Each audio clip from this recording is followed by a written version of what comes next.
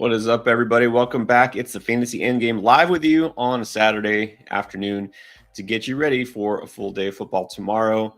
Mostly full because, this is part one of the Bipocalypse, or as some prefer, Bimageddon, or some other term. But you got 6 teams that are off, and apparently a whole lot of other players just decided to take this week off as well. You're joking. It's going to take us maybe an hour just to get through the injury report because that's the way we're looking. Like we thought the worst, was over after what was it, like week 3 or 4.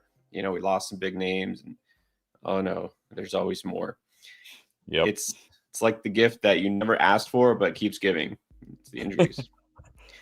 I'll tell you what. I'll just say some of these are taking me by surprise because we thought these players were going to be in, and I guess I'm trying to be optimistic here, but no, we have some surprise inactives. Which one? I'll let you pick where we start. We have the out list by itself is this long. Which one is surprising you the most, or maybe disappointing you the most? Well, I mean, Lamar Jackson's got to be the most disappointing, of course, because we thought finally out of the bye, healthy, going to get Lamar back, but nope, we're not getting Lamar back yet, apparently. And also what's so disappointing about this is not right by the Ravens, right? They listed him as a full participant yesterday, but apparently he was working with the practice squad. And then today they're like, oh, there's been a change. He was limited yesterday and now he's out. Like, what is this? What are these games the Ravens are playing? Yeah, all these that you're right. This is what makes it frustrating and tough because they can say whatever they want, and they can always say like, "Oh, this just happened right now. We didn't know about this injury," or "Yeah, there was a sudden change." Like, but man, like it didn't even look that serious when he got hurt in the first place. Back in what was it, week 4, and all of a sudden this mild hamstring. It's like a month later, we're still waiting. So agree, that's frustrating because it doesn't just affect him. Those of you who have Lamar Jackson, you were ready to fire him back up, but the whole offense. Yeah. I'm trying to be optimistic on Derrick Henry. We were pretty high on Derrick Henry because we assumed Lamar Jackson would play. I still think it's the Bears defense. I still think you're mostly playing Derrick Henry though, right? Yeah, I've moved him down to the most solid of solid starts now from like a strong solid because you still have to be worried. I mean, the worry here, because we talked about it on the Booms video, in games where the Ravens score a ton of points, he's great. Well, now we have to worry about how many points the Ravens are going to score again, right? Like maybe it's a game where they're not putting up a lot of points, not moving the ball, playing from behind. And the Bears, the Bears defense has been a little bit better since the bye. So it's going to still be hard to bench Derrick Henry, but you definitely cannot feel as good. Well, really, to some extent, this depends on the Ravens defense. If they can at least sort of keep the Bears at bay, right? Keep this game close and not fall behind by multiple scores, then they can keep running the ball. But yeah, if they all of a sudden are, if they're still looking like they had been before the bye, the Ravens defense, meaning historically bad, and the Bears are up by 10, 14 points in the first half, yeah, it's going to look, oh, this is why this might be a good time to use that swap feature in DraftLane, right? Like, yes. Okay, Ravens are losing. Let's swap Derrick Henry out for somebody else. I just thought about that. All right, but let's run down the line here. It's a long list, unfortunately.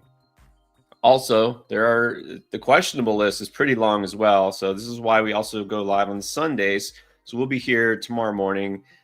Thankfully, not conflicting with any game in Europe. So we'll go over the injuries, the ones that are up to date on Sunday morning as well. But here's what we know right now. Out, not playing, Lamar Jackson, Jaden Daniels, and Tyrod Taylor at quarterback. JD, we knew early in the week at the very least. Lamar Jackson is the one that was that kind of surprise. Let's actually switch over to some good news, though. For Jaden Daniels being out, yeah, it's going to be Marcus Mariota, but well, at least they get their receivers back. Terry McLaurin and Deebo Samuel are good to go. Yes. They just have Marcus Mariota as the quarterback. I mean, it's could be worse. Could be worse. Could be worse, but it would be nice if JD was playing for sure. It would be nice. Maybe one of these days. Let's see. So those are the quarterbacks. Also, Bryce Young. Yeah, I didn't think that he was going to play there, but he's looking doubtful. They haven't officially. They're for some reason pretending he still has a chance to play, but high ankle sprain. Yeah, it's not going to happen probably for Bryce Young. So he's going to be sitting in favor of Andy Dalton, most likely. Here we go. We also know, once again, no surprise, Bucky Irving and Chris Godwin still out for the Bucks. But Emeka Egbuka is in. He is good to go. I mean, he played last week, so this shouldn't be a surprise, but he is definitely in. And then, well, this one is big for the Texans, as if they needed more reasons to be avoided in fantasy. Nico Collins out with that concussion, and Christian Kirk also going to miss again. So who gets the bet? Look, we're going to have a question here. The very first question already seen lined up here is going to be about a Texans receiver. Does anyone benefit here? Well, I think Jalen Noel is the guy I like the most. I talked about it on today's video. The 49ers all season haven't really been great against slot wide receivers, but especially the last two games with Fred Warner basically out, right? He played very little 2 weeks ago before the injury. Didn't play at all last week. They've given up 18 fantasy points per game to slot wide receivers. I think the stats they're in the video if you want to go back and watch it. It's like 7 catches, 174 yards, and 2 touchdowns over the last 2 games to slot wide receivers. You got to think Jalen Noel, he's in that slot role. I know a lot of people. I've seen a lot of people already. Oh, Jaden Higgins, but I don't know. Maybe. But Xavier Hutchinson has been ahead of Jaden Higgins all season long. Xavier Hutchinson was ahead of Jaden Higgins in the fourth quarter last week when Nico was out. I still worry that Jaden Higgins certainly has a shot this week, but I worry people are going to be on Monday going like, Xavier Hutchinson? What? Like, that's what I worry about. So I think you could take a chance on Jaden Higgins if you want, but I think Noel's the guy I feel safest about because he's got that slot role. I'm not really worried about your boy Braxton Berrios. I think he'll be involved enough against the 49ers. That's right. Braxton Berrios, shout out to the U. Yeah, I'm not starting Braxton Berrios. But look, Higgins is the one who probably benefits most in terms of playing time, getting more snaps because of Nico being out. Noel was already out there because Christian Kirk was already out. But I agree. In terms of targets, Noel is probably the play here because Higgins' floor is still 0. I still don't want to start Texans receiver unless I have to because it's the Bipocalypse. But yeah, those guys are out. Dalton Schultz is, I think we have already both made it clear, is the guy who you probably want to start. I said that on the video. Schultz is the one I prefer the most. And speaking of players not playing, 49ers time. Ricky Pearsall still out. Again, that knee bothering him. Brock Purdy still out. Let's see. I don't think Jennings is not on the injury report, so he is. I guess you want to use the term "good to go." He is playing, and George Kittle ready to feast on National Tight End Day. Garrett Wilson still out, and he will be catching passes. Remember, from Justin Fields, not Tyrod Taylor. It won't be either one of them out there. Wilson, Taylor, not there. Mason Taylor, actually, speaking of Jets, is questionable. I thought I saw Josh Reynolds was questionable. Not that it really matters for fantasy, but like what are we down to here if Mason Taylor doesn't play? Well, Mason Taylor doesn't play. I don't know where we're at. Just Breece Hall catching 10 passes, which I guess wouldn't be terrible if you got Breece Hall. But I think Mason Taylor, I feel like should play this week. His doesn't sound too serious. Iffy there, and again, we're still on the Mason Taylor. I don't know what you want to call it, hype train, whatever bandwagon. It's the Bengals, right? It's the worst matchup.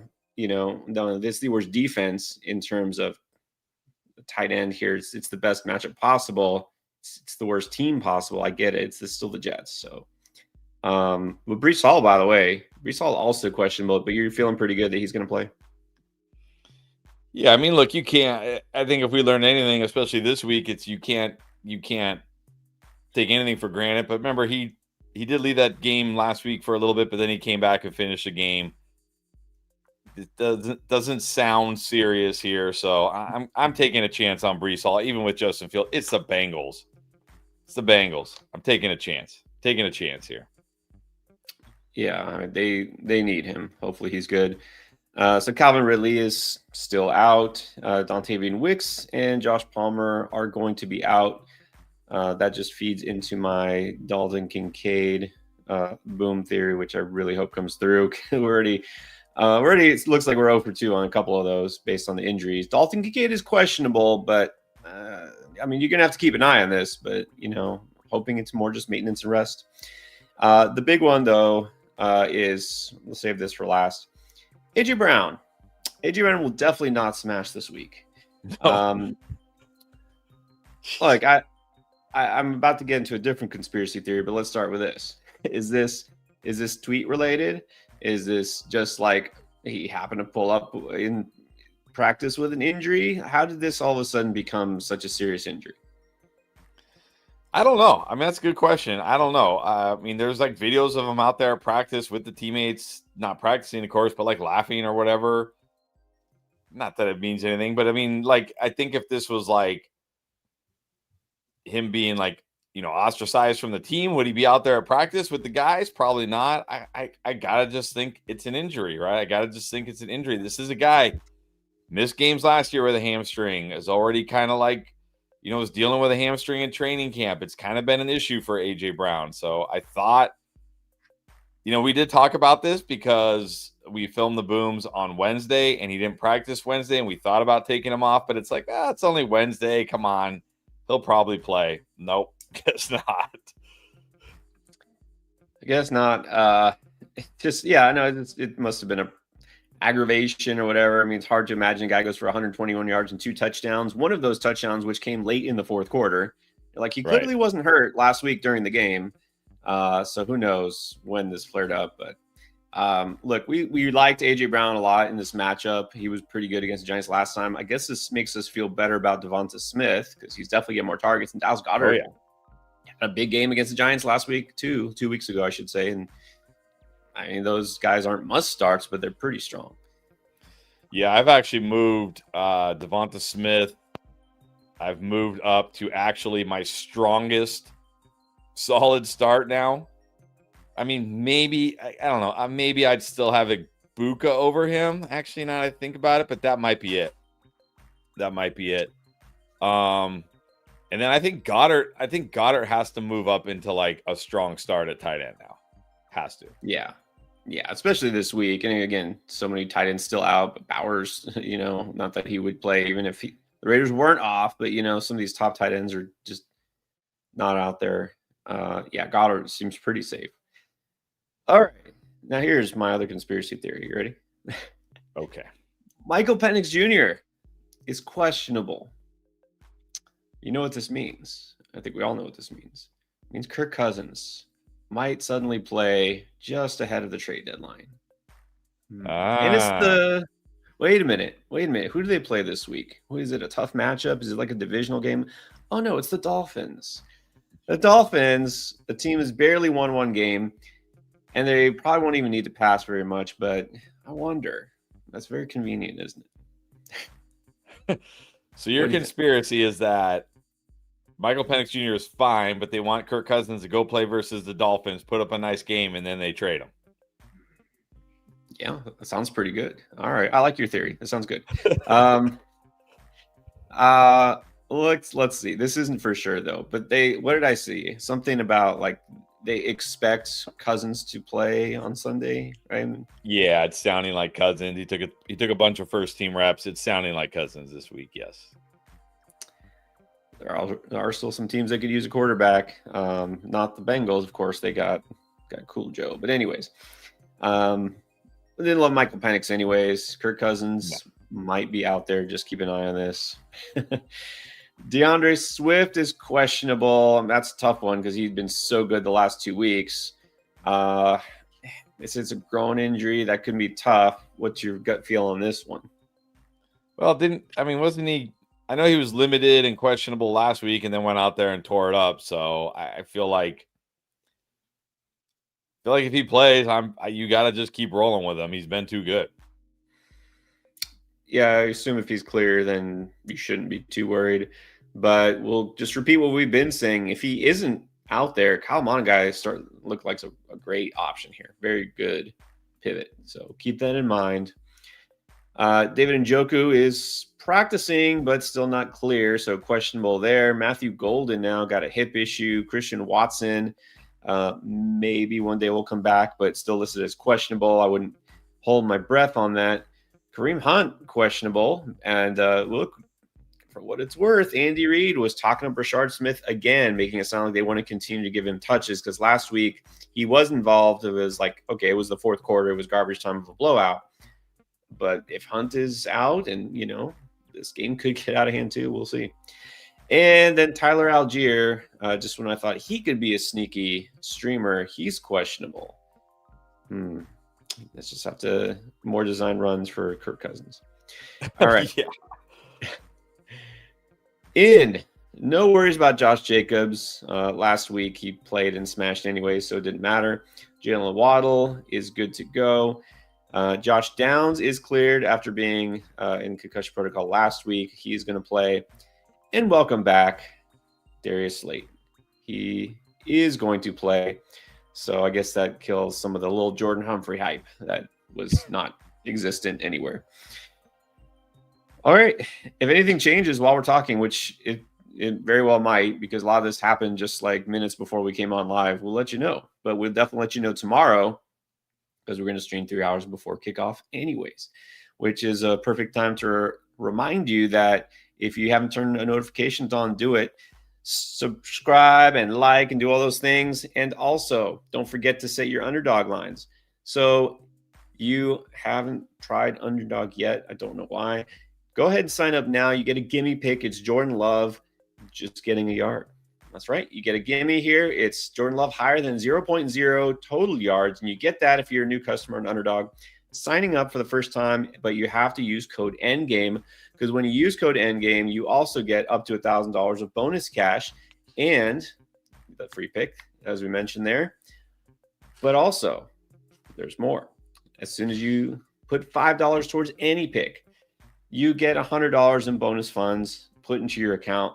You get the free pick, you get the free cash, you get the deposit match, and for not even a week left in Boostober. But take advantage while you can. If you are already on Underdog, you can get this too. This is for everybody. Unlimited profit boosts, 30% profit boosts, and even more sometimes. There's 40%, 50% boosts. So take advantage. Sign up now if you haven't tried Underdog yet.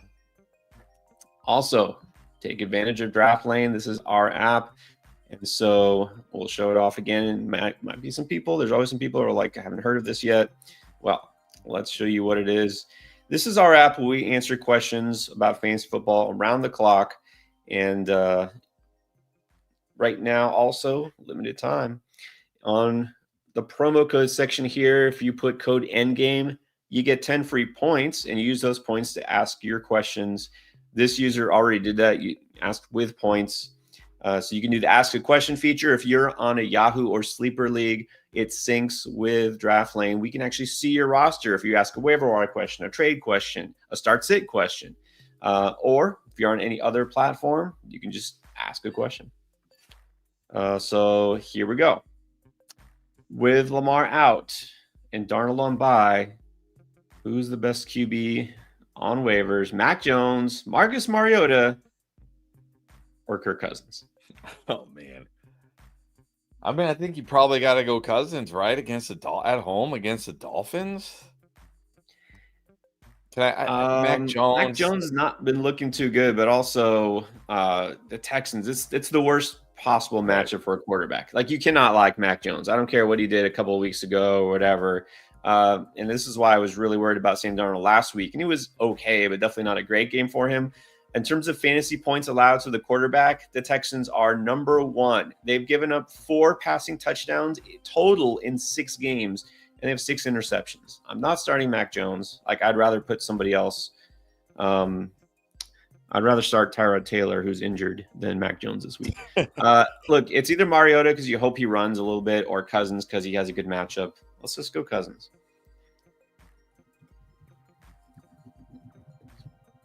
My conspiracy theory is no. He gets the Dolphins should be fairly safe. Others are in brutal matchups. Now, I will just throw this out there. Lamar out. He's obviously the Lamar owner. He's got to go on waivers. Hypothetically, you could get Tyler Huntley. That's probably a bad idea, though. Yeah, Huntley. I mean, the times like last year or whatever, whenever the last time we saw Huntley was, he looked terrible. I'm not doing it. Yeah. I mean, if Cooper Rush were the guy, it would be like, no way.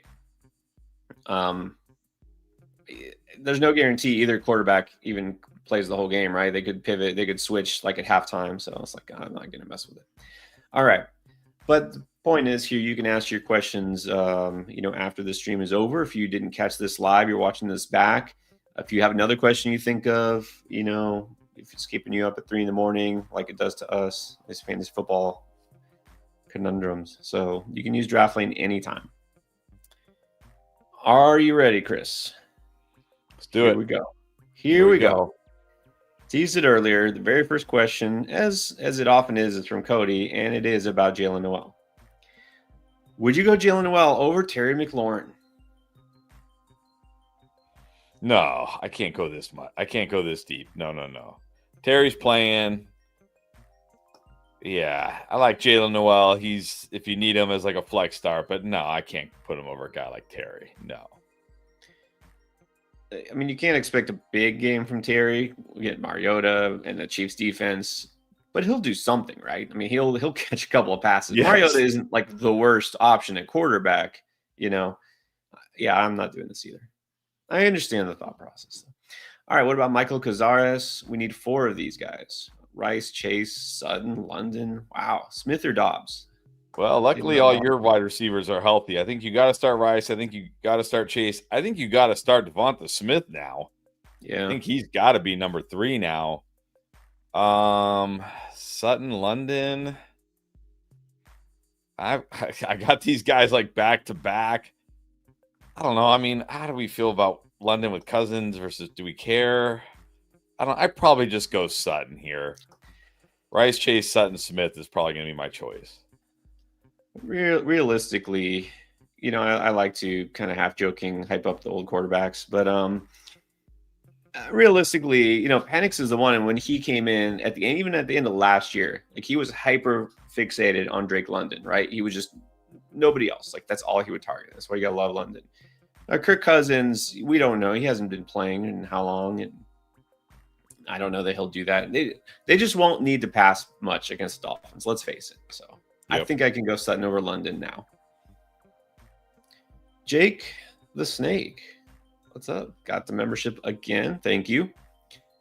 All right, Worthy, Golden, Shakir, Tez Johnson.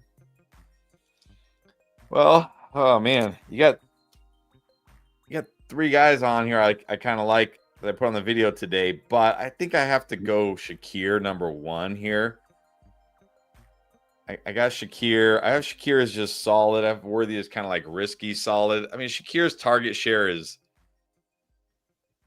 pretty set. And look, Kincaid, I mean, he's been limited all week. You got to be a little nervous that a guy coming out, a guy who we thought might play before the bye, gets the bye, and then can't get anything better than a limited practice this week. Like, you got to be a little nervous about Kincaid. So, as far as playing, Shakir very much better against zone than man.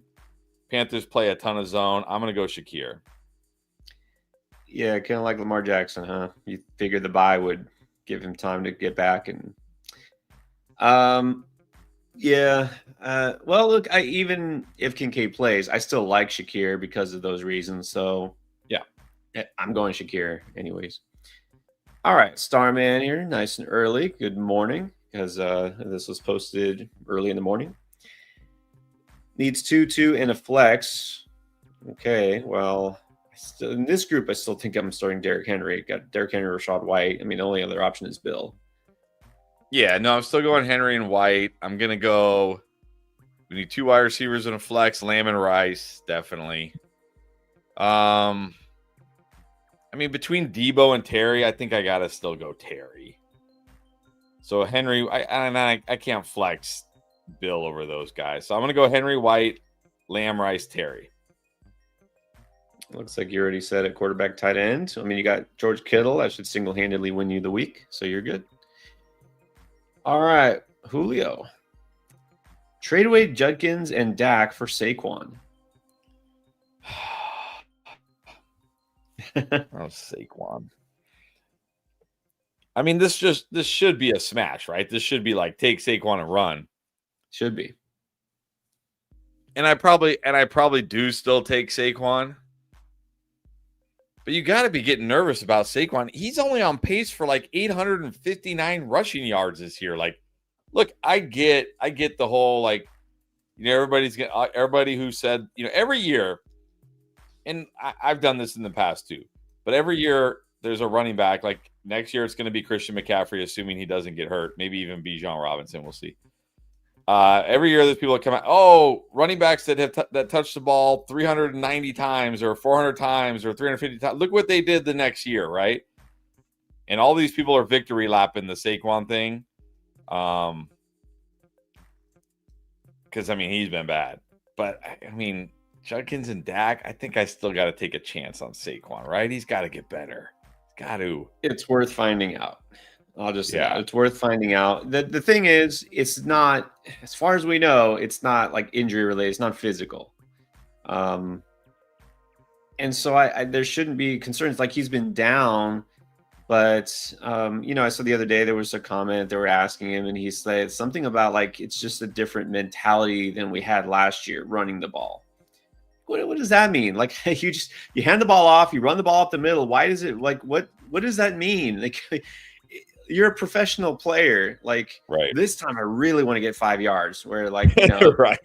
This year is like, I'll settle for 2.5. Like this tells me again, it's all mental. That to me, it means that it can happen. And look, AJ Brown is not playing this week. The Giants, as much as everybody wants the Giants to be great, they're not. They give up 5.3 yards per carry to running backs. This is a good spot for him.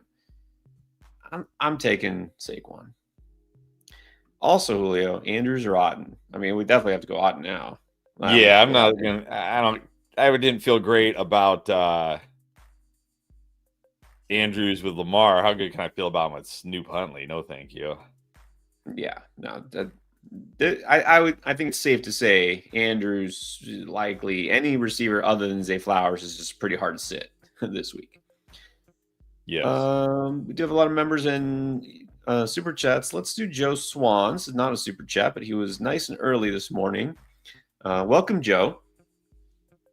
Needs 2 running backs and a flex. So we got Derrick Henry, Javonte, Rashad White, or Cam Scadaboo. So we got to sit one. I'm curious, is this a situation? Are you leaning Henry or elsewhere? I think I still have Henry. I'm going to start Henry, Javonte, and Rashad White. Look, I know everybody's going to say last time they played the Eagles, 3 touchdowns, right? But that was in New York. Jalen Carter was ruled out right before the game. Quinyon Mitchell left very early in that game. I don't even know, did Jordan Davis even play that game? I'm not even sure, honestly. The defense got significantly healthier last week on all fronts. They're in Philly. I got to think. Look, and wasn't that also Jackson Dart's first start? Because like the week before he came in late in the game. Wasn't that like his first start? I think that was his first actual start. They've seen him now, right? They've seen him. They've seen Scadaboo. They're like, okay, yeah, I think Scadaboo's fine this week. I'm not like out on Scadaboo, but I think I still have to put Henry over Scadaboo. Like Javonte and Rashad White, I'm definitely starting. And I also think, you touched on the element of familiarity. This is what happens a lot of times. You don't think about this, but it's true. It's kind of like in baseball where you'll have a pitcher, come out and like, that's not your best pitcher. Why are you putting that guy in? And they talk about this a lot because everything gets overanalyzed to death, in the World Series and the playoffs. The element of seeing a pitcher over and over again. Once you see what he looks like a couple of times, it's easier to get a read on him, right? And this is not the same as football, but still, like if you've never seen Jackson Dart, Cam Scatterbo in this offense, in this, without Malik Neighbors, what does it look like? It's hard to prepare, right? It's hard to prepare for something you don't know what it looks like. They've seen it now, like you said. And so I think there's something to that. This is why a lot of times these divisional matchups between teams, they'll face each other twice in a season. They've seen each other over and over again throughout the years. They are not as high scoring. They're tougher matchups because they know each other. You know what I mean? This is why times, some guy will make his first start and I'll have a huge game because nobody really knew about him, right? Nobody bothered to, you're not going to bother to double cover some rookie receiver that has never played before, right? You're focused on the other guy. So long story short, I'm still starting Henry too. I agree. Scatterbo not guaranteed to have 3 touchdowns. And Ferguson or Kittle, you got to start Kittle, don't you? Oh, but how do you bench Ferguson? It's the Broncos. It's a tough matchup. All right, I guess go Kittle. No, I don't know how you bench either of these guys, honestly, but you got to bench one, I guess. Yeah, if you could trade one, trade one. Trade one. Honestly, if it's your team, who are you starting? Ferg? I don't know. Ask me tomorrow. I probably Kittle. I mean, look, if you think about it, like, okay, the 49ers, all the wide receivers are, well, I shouldn't say all the wide, but we talked about this last week, like against the Texans, right? Like it's very hard against, the wide receivers like Jennings, Bourne. They're probably gonna have a tough time against the Texans secondary. You can attack them underneath with the tight end. It's National Tight End Day. They were saving Kittle for this week, right? That he just all he did was block last week. They're saving him for this week. It's Kittle. There you go. All right. Let's get to Lex Dad, next super chat. So you've been cooked on Thursday, needs a boom. Well, T. Higgins was on the boom. Maybe he actually comes through. Yeah, I'm gonna go T. Higgins here. I mean, yeah, Mason wasn't great. Keenan was just kind of okay, right? I'm gonna go Higgins here. No, I can't start. I'm not starting those guys over Higgins. If Mims hits a 50-yard touchdown or Pierce hits a 50-yard touchdown, oh well, what am I gonna do? Higgins in a good spot this week. I'm going Higgins. Yeah, I get it. Look, if Swift is ruled out, Monagai definitely becomes interesting. But you need a boom. I think it's just Higgins. Jay needs to bench one of these guys. Sutton, Pickens, Olave, Devonta Smith.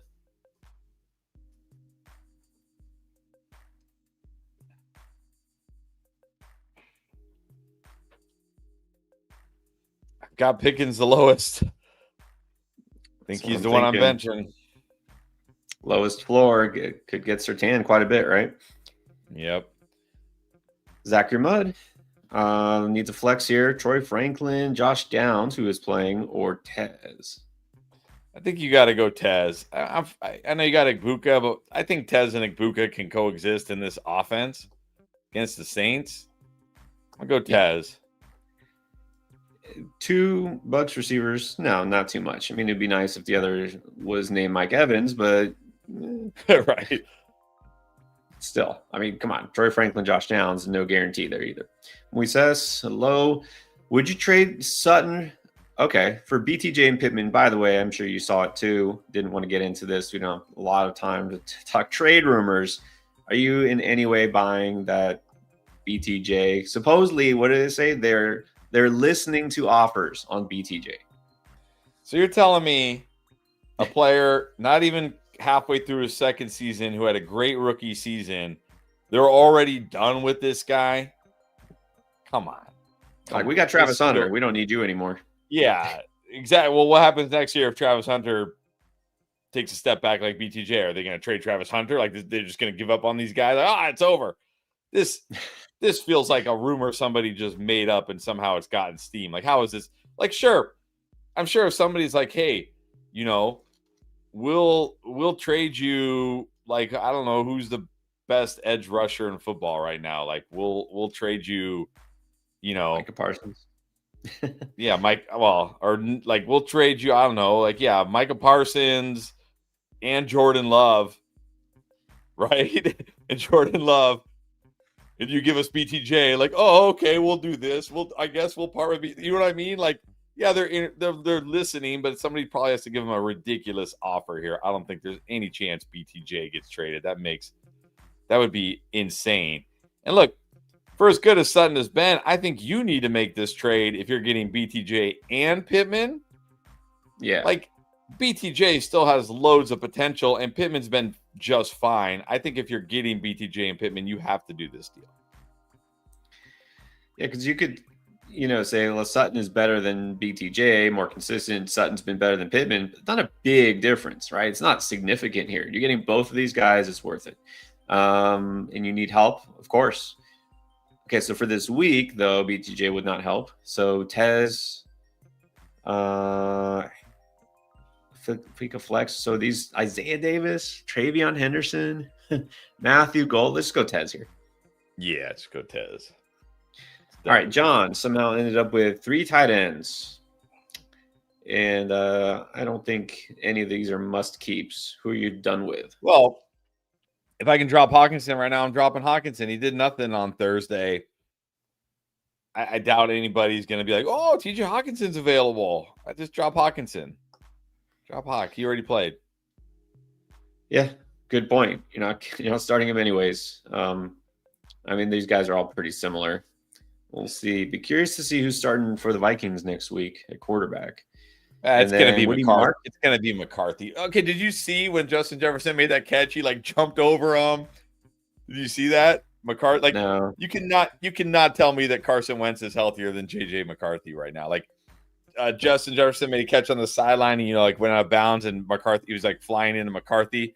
McCarthy like jumped in the air over him and then like jumped again and then like pointed for a first down. I'm like, the ankle looks okay to me.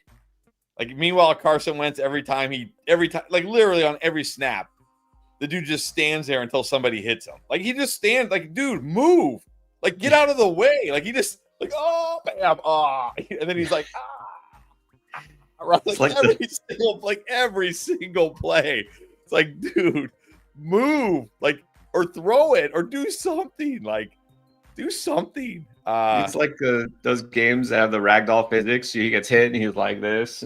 He gets up and it's like every play, and it's not like he snaps the ball in like a second. It's like he's in the pocket for like 3, 4, 5 seconds. It's like, dude, move or throw it or whatever. Like, do something, please.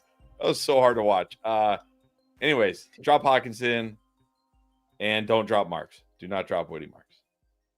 Yeah, you can drop 2 of those tight ends. You can like, there's no one tight end there like you have to keep him.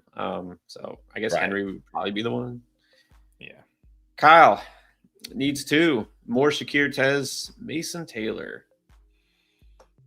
I'm gonna go Shakir, and as crazy as it is, I'm just gonna put Tez over DJ Moore. I mean, what's DJ Moore like? What's the ceiling here? Like, you get 8, 9, 10 fantasy points? Like, just give me Tez.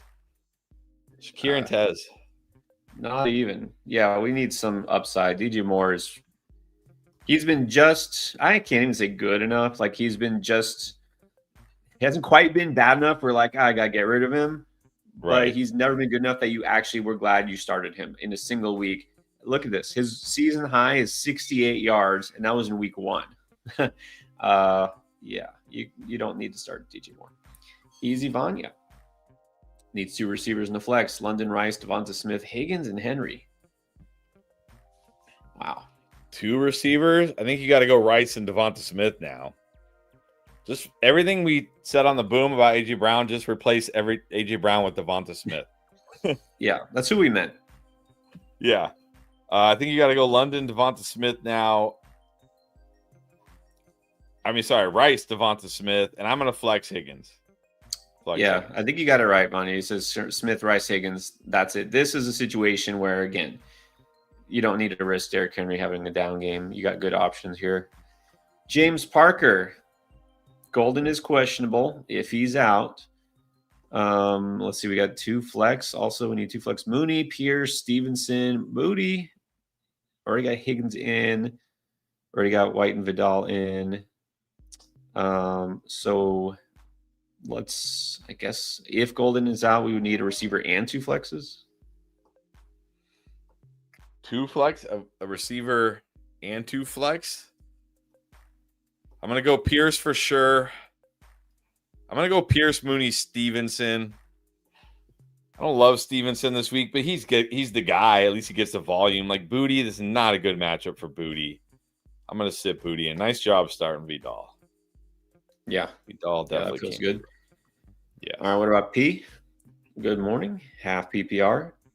Needs a flex out of Shaheed, Harvey, DK, Slayton, or Mims.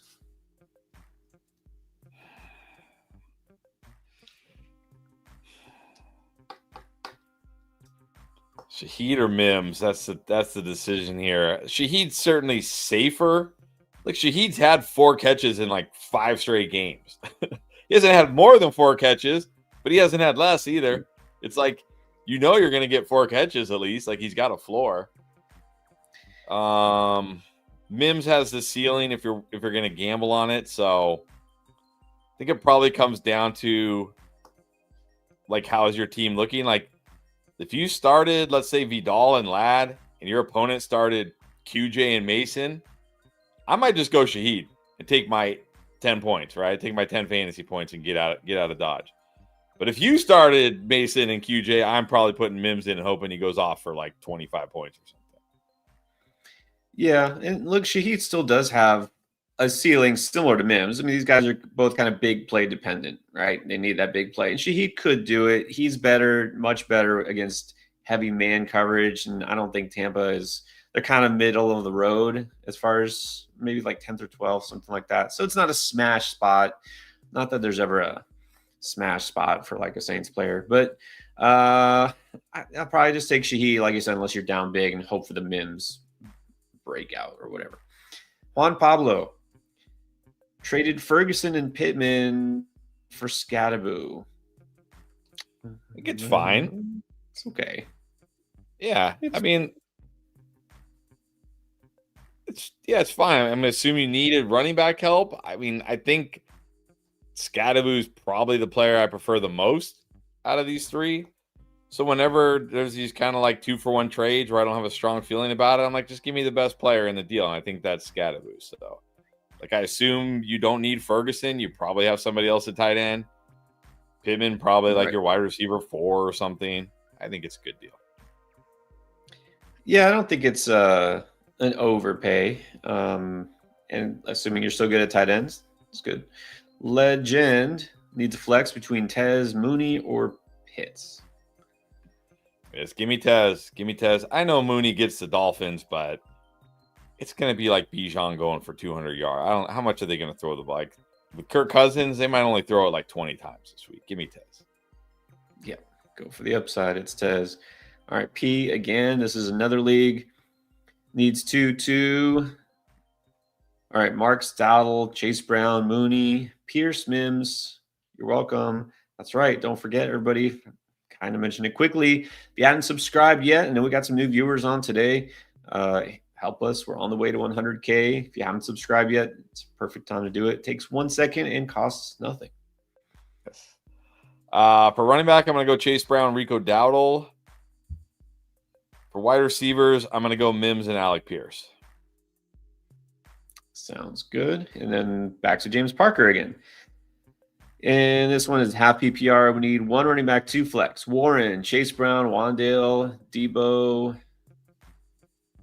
Oh, he's asking. Wait.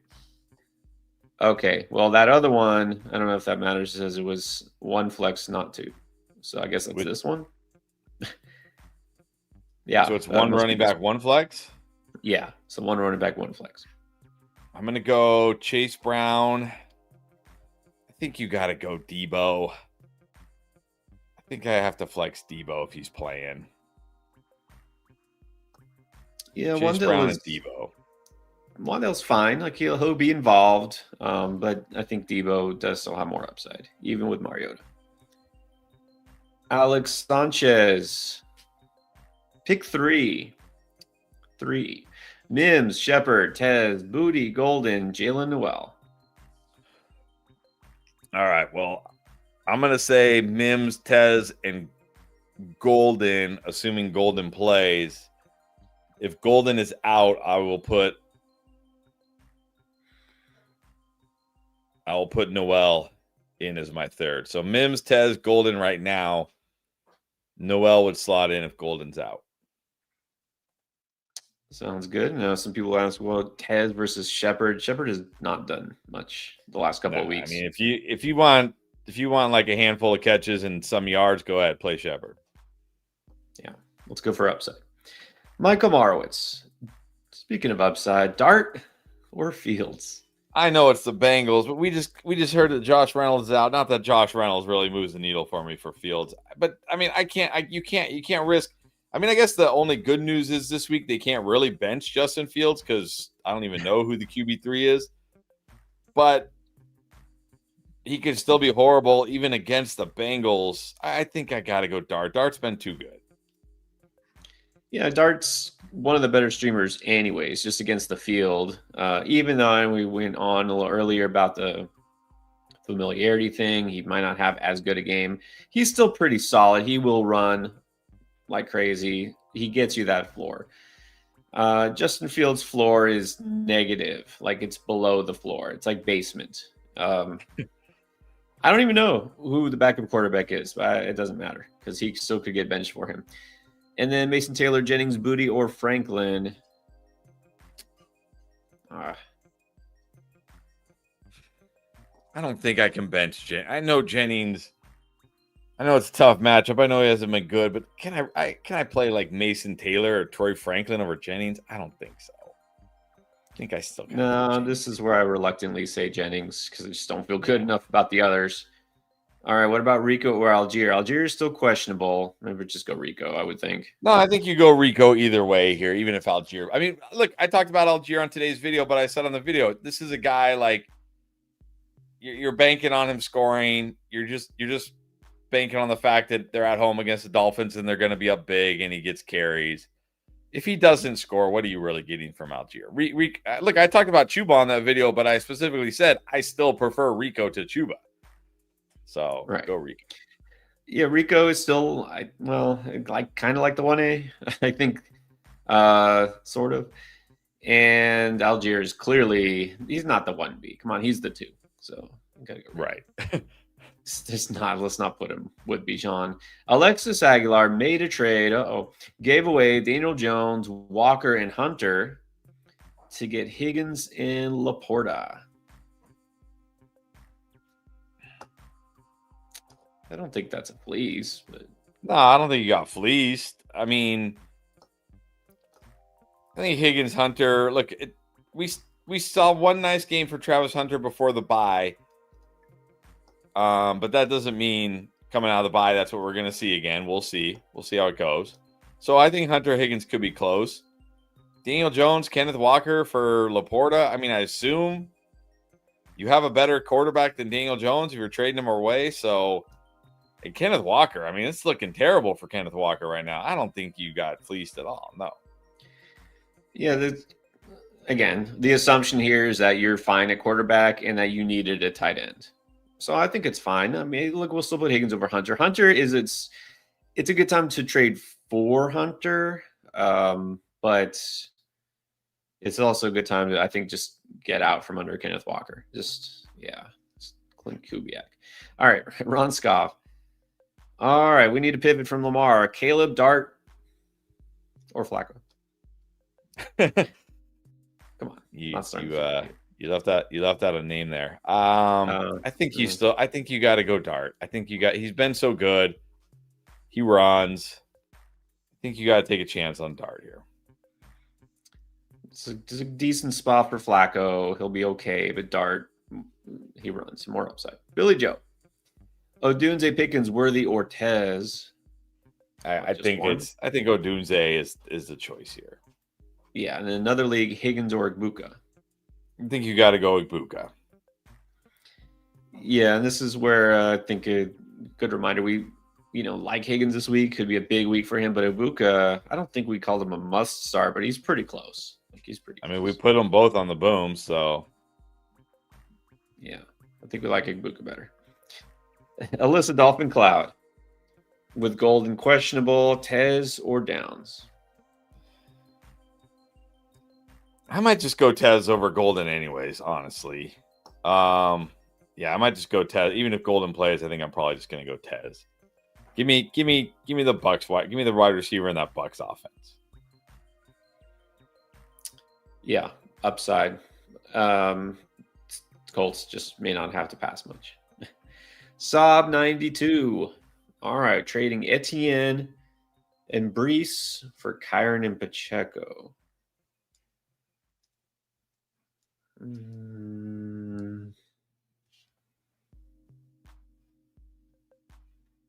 don't even know.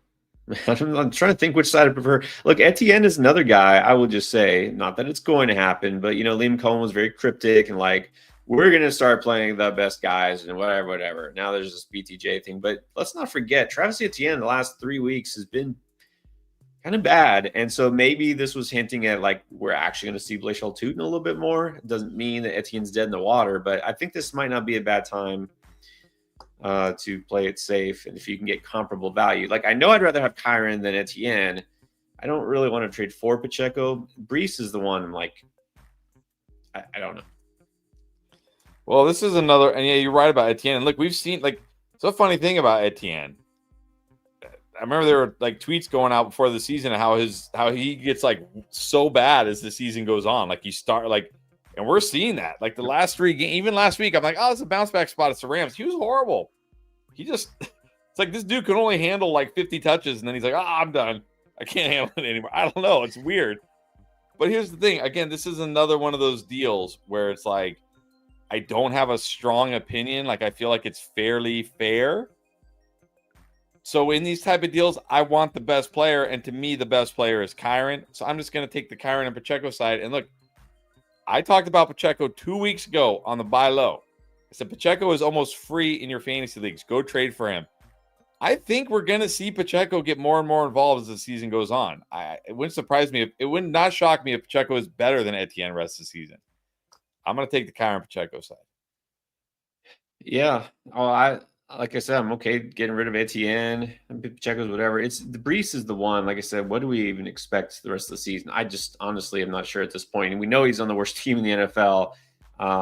Like they need to give him the ball because they can't pass, but it doesn't mean he'll be able to be effective. So I'm fine with this. I'm fine taking the Kyron side because, like you said, he's the best player in this deal. Alex Semedo. Well, yeah, we want to replace Lamar. With who depends on who's available. So I guess let's just go down the list of potentially available quarterbacks. Dart maybe first. Yeah, if somehow Dart is out there, I think Dart would be my first choice. Aaron Rodgers, Flacco, I think are both fine this week. I think like Mariota, Rattler, we're getting into like I'm getting desperate mode here. Cousins. Yeah, I would just say not Huntley or Cooper Rush. Let's not do that. Well, definitely not Cooper Rush. Yeah. DSK Risk, Wandale or Waddle? I think you got to go Waddle. I mean, I know it was bad last week. There's no weather issues this week because they are in the nice, comfy dome in Atlanta. So don't have to worry about that. Waddle's still the guy here. Like, Wandale is fine. And again, I know Wandale had a nice game against them last time, but I got to think the Eagles, first of all, defense will be better. It's healthier, and they're going to be more prepared this time. Remember, that was a short week. That was a Thursday night game. They're going to be more prepared here. I'm going to go Waddle. Yeah, let's just hope maybe Tua put on some platform shoes or something so he can see him over those tall linemen. Oh boy. Brian Babulich. Thank you, Brian. All right, got 3 and 4 team here. This is the squad we need. let's see. What do we need? Oh, we got trades. Get Adams. Okay, hold on. It's like we're swapping teams. This is teams. We've heard of wife swap. Here's team swap. Get Adams, Mahomes, Henry, Kittle, Flowers. Give BTJ, Gibbs, Sharps, K9, Knicks. Let's just process that first. All right. So I think you're getting the advantage at QB. You're getting Adams and Flowers. You're giving up BTJ. That's it. I think this is a win. Yeah, this is a win. I assume that's Derrick Henry and not Hunter Henry. Yeah, I know it's tough to give up Gibbs, but I think this is a win. I mean, you're getting Adams and Flowers. You're getting Kittle. You're getting Derrick Henry, and you're getting Mahomes. This is a win.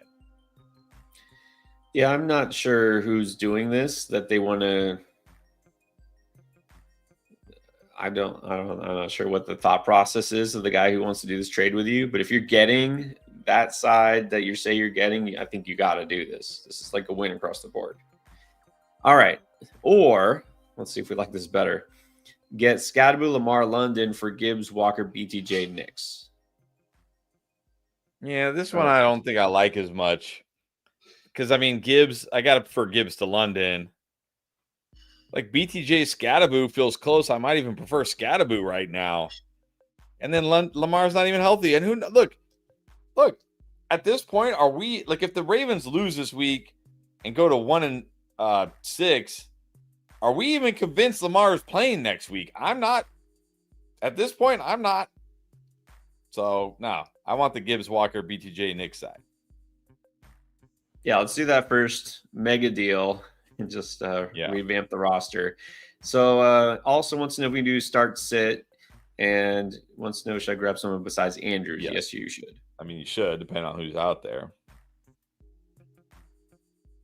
All right, you're going to go Gibbs, Chase Brown at running. I assume 2-2-1. I'll just assume 2 running back, 2 wide receiver flex. You're going to go Gibbs, Chase Brown. I'm going to assume you probably already played QJ. I don't know because Wilson's out, BTJ's on bye. I'm going to assume you already got hit with the 0 from QJ, unfortunately. You're going to start Rice. And I'll say if somehow Swift sits this week, which I doubt, I can flex Monangai. Otherwise, I probably just flex Franklin. You got Trey McBride and Andrews. Just drop Mark Andrews. Oh, wait, no, McBride's on bye this week, huh? Yeah, so we just need a streamer. So this week, I don't know if Dalton Schultz is available. He's clearly your top choice, if possible. Yes. But, I mean, I doubt Schultz would be top choice. Otten. Look, Fannin might be out there. Mason Taylor might have gotten dropped because he was so bad. Kincaid might be out there if he plays. Even Evan Ingram, I would take over Mark Andrews, honestly. I'll even say this. If those guys aren't available or you want to take a shot, over Mark Andrews, Noah Fant, not a bad option. Noah Fant is the guy for the Bengals. So I'm just saying that's a possibility. All right. There you go, Brian. Good luck and good job getting that deal done. Deja entendu. Also 3 and 4. Started QJ. That is Novia. Tez Worthy. Donald Chuba.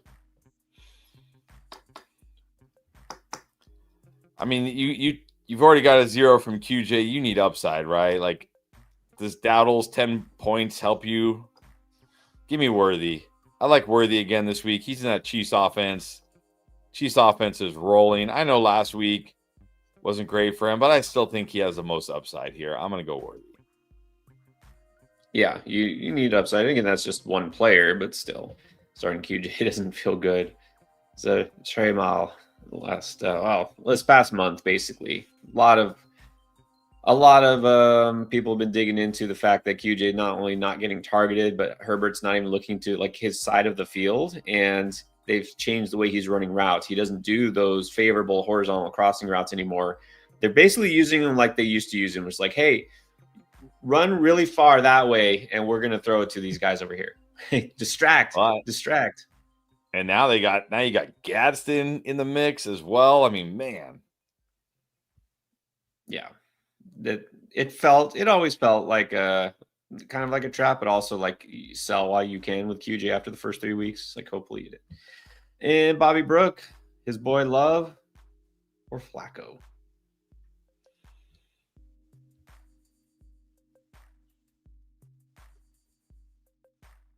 I mean, I still go Love here.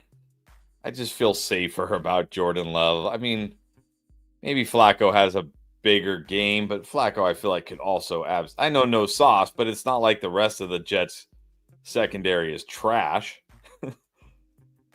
I don't know. They're okay. I feel like Flacco could kill me. I'm just going to go Love. Oh, you feel like Flacco could kill it? Yes. Seriously though, like Love, we always say I worry about the upside, right? They want to run the ball, and right. Steelers are pretty bad defensively. I guess because of that, I think I'll stick with Love this week. That game should probably be more high scoring, assuming the Packers, don't completely shut down the Steelers. That Aaron Rodgers uses whatever he's got left in the tank to try to beat his former team. Although he doesn't sound very motivated to play the Packers. He sounds like he's like, no, I love the Packers. Yeah, don't believe anything he says. Don't. Just Jets Bengals could be one of those really ugly, low scoring games the Jets are going to get into. All right, then let's go. I'm assuming Roman numerals J8, JV the third, JVIII, 817. Have Waddle and Tet, Judkins at the flex, Shakir on the bench, Franklin on waivers. No Knicks at quarterback. Should I make any changes? I mean, I like Shakir more than Tet this week, honestly. Yep, I'm going to put Shakir over Tet. I think I still have to go Judkins over Tet, though. Let me check here. Yeah, I still have Judkins over Tet, but I have Shakir over both. So let's move Shakir in over Tet. Yep. Like Shakir, Tet, got to remember, got Andy Dalton out there. Who knows? Good morning, Mr. Rivers. Just checking in. By the way, anybody who has super chatted, don't worry. We're getting to you. We just now caught up to the questions from before we hit live. So we're getting there. If you did super chat in the past hour, we'll get to you next. But let's do Mr. Rivers. He's a member.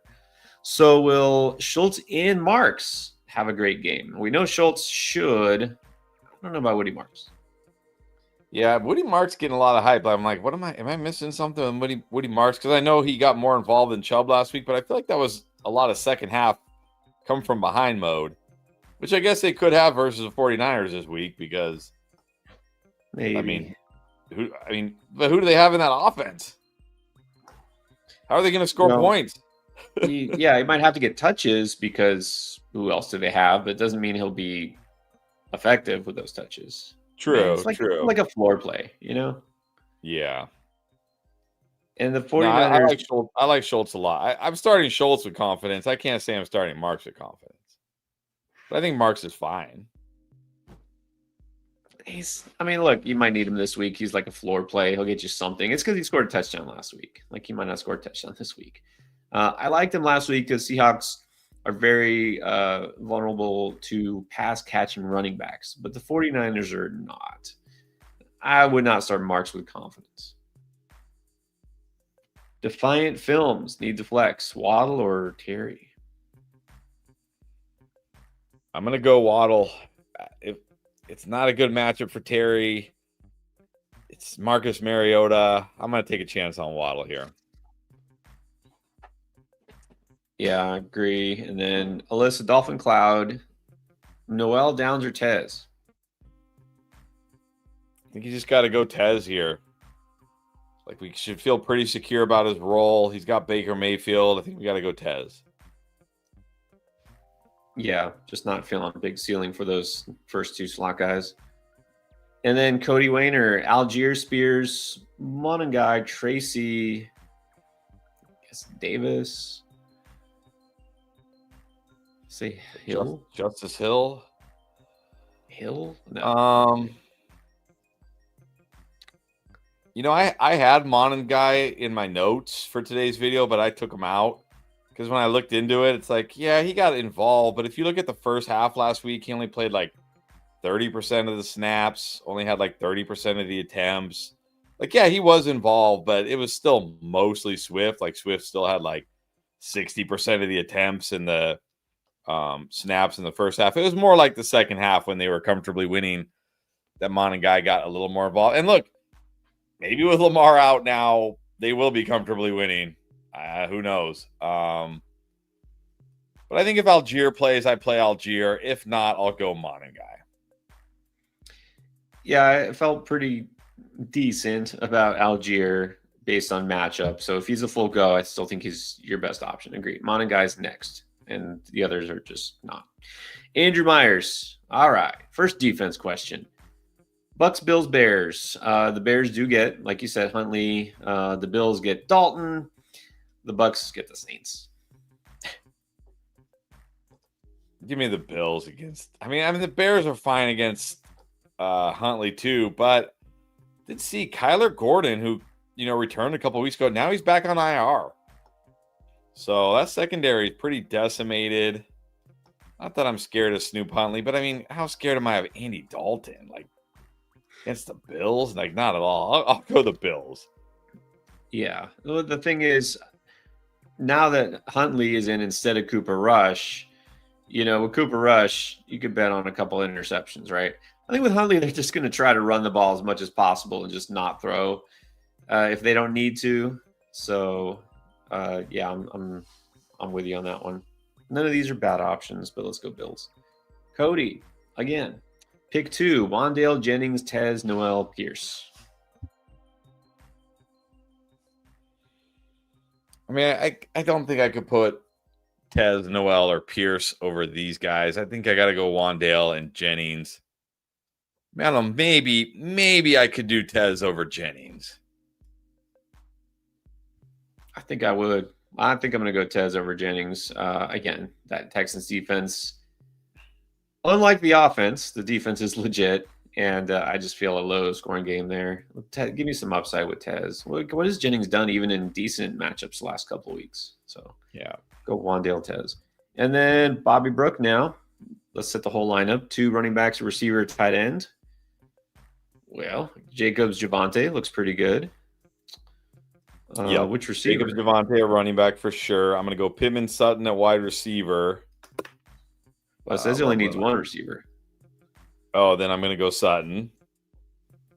And then I think I got to go Otten at tight end here. Yeah, I probably would have said Taylor if it was Taylor, but it's Field, so just give me Otten. Yeah, Otten is your best choice. I will say, not that I'm wanting to start him, but Cole Kmet is out. I guess we didn't mention that. So Colson Loveland starting to get a little involved. He might do something here, but I mean, Otten for sure is higher.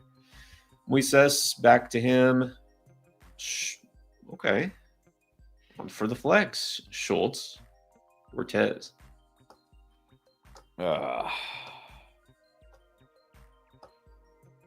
I mean, I like Schultz this week, but I just feel like a wide receiver like Tez has more upside, right? He's got that yard after catch ability. He's been scoring. I think I'm going to go Tez. I mean, Schultz probably has a higher floor, but I'm going to chase the ceiling of Tez.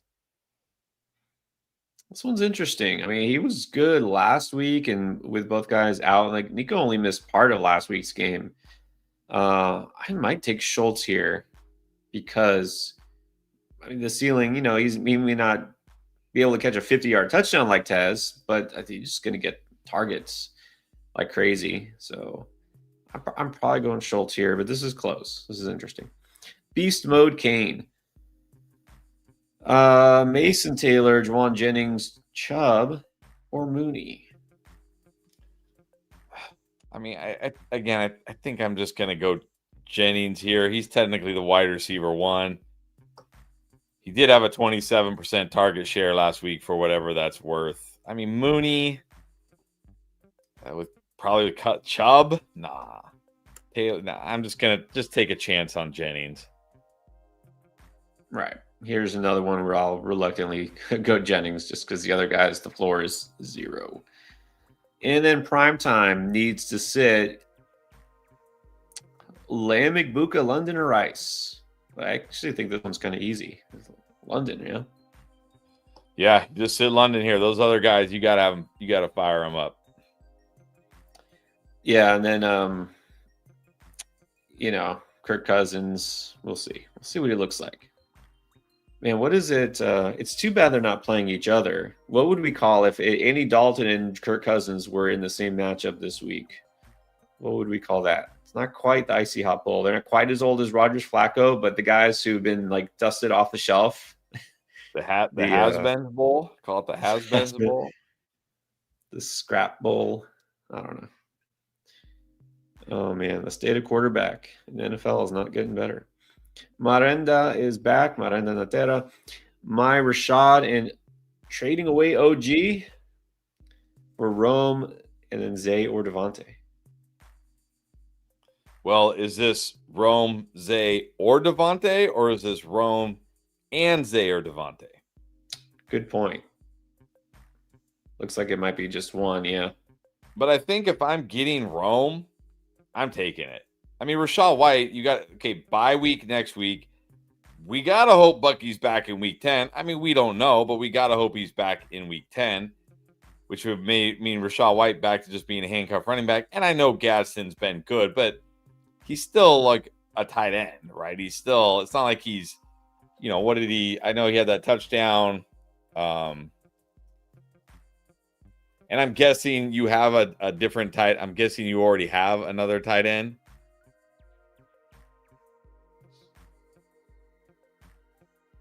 If you're trading away Gadsden here. Trying to look, what? So I think if I'm getting Rome, he had 5 catches, 77 yards, and a touchdown, which is great for a tight end. Right, fantastic for a tight end. He's been really good the last few weeks, but he's still just a tight end. If I can get Rome for these guys, I'm doing it. I might take Devontae for these guys. Zay is a little closer because again, what if I think this is a fair question at this point. Let's say the Ravens lose again this week. Now they're 1-6. Can you really come back from 1-6? I mean, maybe. But let's say next week they're like, nope, Lamar's still not good to go. And now they go 1-7. Is there even any reason to play Lamar this year? Do you just say, hey, you know what? This season's lost. Let's not risk it. Let's just shut him down and we'll move on to next year. Like, really? Like, I mean, I don't know if they would do that. If he's healthy, then they can. I don't know if there's some sort of a competitive clause or something where they can't just sit a guy for no reason. But yeah, I know what you're saying. Like, how good would you feel about him? I think they'll still try to win. But I would say this. I would do it for not Zay, but either the other two. I agree with that. Because this feels perfect, like the perfect time to sell high on both. Rachaad White, probably going to lose his job in a couple of weeks.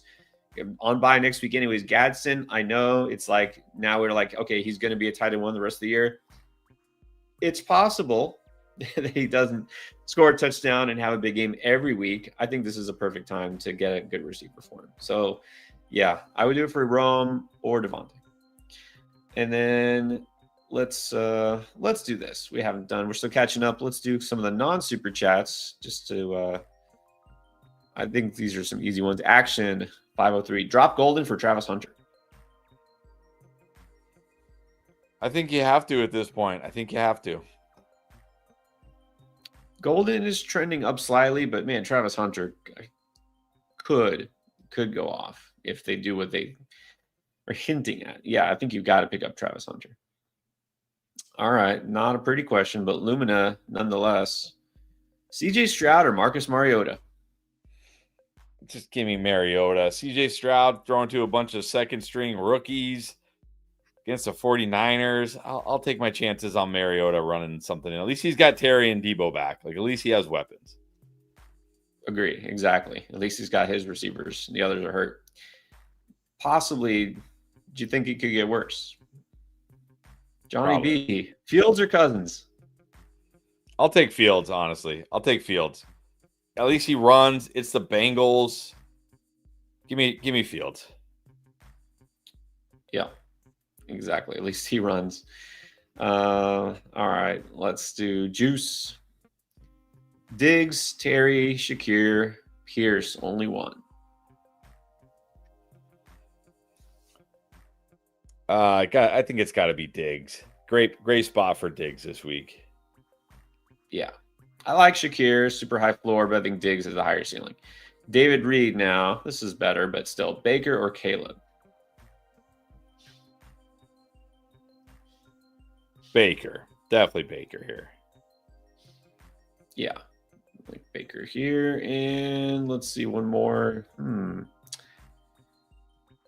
Kevin, is it 2? Dobbs or Dowdle? I think I'm gonna go slightly Dobbs here. They both feel like they have floors, but I kind of like the potential ceiling of Dobbs this week, especially if Golden doesn't play. Even if Christian Watson plays, like how much is he even going to play? And I talked about it again. I talked about it on today's video. Look, Dobbs has had 8 or more targets in 3 straight games. So right there, like that's where I say, like he gives you a floor, like he's not going to kill you. But also talked about this matchup. Steelers 3rd most fantasy points to wide receivers on the outside. They play the 4th most man. If you take out Jaden Reed and Dontavian Wicks, who is also out this week, he is 2nd among the Packers in both targets per route run and fantasy points per route run against man. So, yeah, I'm going to go Dobbs here. Yeah, go Dobbs. Mentioned him as a waiver wire pickup. He's, not as exciting as a guy like Golden, but he's been quietly consistent, which I don't think we've ever been able to say about Romeo Dobbs before this year. He's just been the guy. SG32, back to Super Chats. It says, thanks for another year advice, of course. Standard scoring, Jennings or Mooney? Oh, jeez. I don't know. I probably, in standard, I don't know. I might just take a chance on Mooney against the Dolphins here. Really? Yeah, well, like I said, I'm pretty worried about that 49ers offense against the Texans defense. So this is like, who do you think could score? That's just hoping for a touchdown, right? Right. I'm fine with Mooney. Aaron Rodgers, Mariota. Yeah, I'll go Aaron Rodgers. Give me I hate Rodgers. to kind of be on Aaron Rodgers again this week, but I think you got to go Rodgers. Alyssa, start 2. Rice, Sutton, Pickens, standard. I still think you got to go Rice and Sutton. I mean, look, all these guys, these are great wide receivers to have in non-PPR, right? They all are like touchdown machines. But I can't really bench Rice, and I just feel better about Sutton's matchup this week. So I'm going to go Rice and Sutton. Yeah, Pickens the one you got to be a little worried about. So definitely the first 2. I almost, he's not playing this week, but yeah, Mr. T says that Andy Dalton is going to bring life to the offense just like Jacoby Brissett. Is that possible? You see that happening? I mean, he brought life to the offense for it could, because like Jacoby Brissett brought life to the offense for 1 game. Yeah. Maybe Andy, like I feel like these guys, right? They have 1 game left in them, right? They're like Travis Etienne. Travis Etienne has 4 games in him every year. Andy Dalton, Jacoby, they have 1 game, right? You get 1 game out of Carson Wentz. You get 1 game out of these guys, right? That first start, they're healthy. They haven't been hit in a year and a half. They're feeling good. And then they go out there and they get hit 15 times and they're done. They're done. They're done. Yeah, he's just like. So maybe he does. Maybe he does. It's like digging around, you're looking for a battery and you don't have any new batteries, but you're you go through the drawers and you find one. And you're like, oh, I wonder if it's still good. And you're like, yeah, you put it in a flashlight or whatever, and right. It's still good, and it's super bright, it's like a brand new battery. And then an hour later, it's dead. You're like, what? I thought you were new. No, it's been sitting there waiting to be used. But it's still old. And so as soon as it gets used up, he's like, I've done my job. Yeah. Carson Wentz is pretty good that first start, right? Now he's been terrible. I think Dalton might be okay this week, and then he'll probably be horrible if he plays next week. Reset. Love the new logo, by the way, Mr. TD. Very nice. Speaking of old quarterbacks, Not that it's him, but we've confirmed it, Andrew Luck. Right? Yes. Hey, Luck. Yes. He said, my name is Andrew. So Andrew Luck. A lot of teams could use Andrew Luck these days. Would you drop Evans to pick up one of those guys? I don't think these guys are. I mean, look, I know there's a chance Evans doesn't come back, but like Downs, Mooney, Jennings, Golden, I don't know. I think I would rather just hold Evans, honestly. Yeah, I mean, the one who's interesting is Golden, but if you don't need him this week as a flex because of the buys, no, don't do it just for the sake of doing it. Jay, now, if Swift is out, oh boy, which one of these? I think you got to go Spears. I mean, I don't. Well, maybe I don't know. Maybe you could gamble on Isaiah Davis against the Bengals. I'm thinking Davis just because they have 0 receivers, and so he might just catch some passes. And Brees is questionable, so who knows? But yeah. Okay, we got a super chat here from Andy Shaw. Let's thank you, Andy. Look for the question, and here it is: Javonte or Brees? I mean, I think you just got to start Javonte. Yeah. As much as I like Brees, I can't put him over Javonte. Keep in mind, it's a tough matchup against that Broncos defense on the road, but this is also revenge for him. What about Dobbs, who we just talked up, or Tez, who we've been liking? Yeah, I think I still have to prefer Dobbs here. Again, like Dobbs at least gives you a floor. But I think this week he also has a decent ceiling. Like this could be one of those games where Dobbs scores a touchdown, right? A random touchdown game from Dobbs. Remember when he scored 3 touchdowns like against the Cowboys? And yep, I don't think he scored a touchdown since. That's kind of what Dobbs does, right? This could be the week where he scores again against the Steelers defense. So Dobbs, at least I know he won't kill me. Like Tez has upside, but Tez might catch one pass, right? And then it's like, oh crap, what have I done? So give me Dobbs. Yeah, Dobbs has that nice mix of floor and potential ceiling. So Dobbs is solid. Javonte too.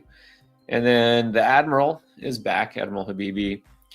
Acknowledging his weakness is QB. Yeah, if CJ Stroud is your guy, that's a weakness. I don't know. Are any of those guys actually an upgrade over CJ Stroud? Yeah, I think I'd probably just roll with CJ Stroud. Again, it would be like maybe Mariota runs for a touchdown or puts up garbage time, but I don't know. Maybe not. I might just stick with Stroud. Zachary Mudd dropped Caleb Williams for Mims. You already have May, then that's fine, I guess. You don't have to ask every week who to start. No, I look between Caleb Williams and Drake May now every week. Are you going May. Caleb Williams?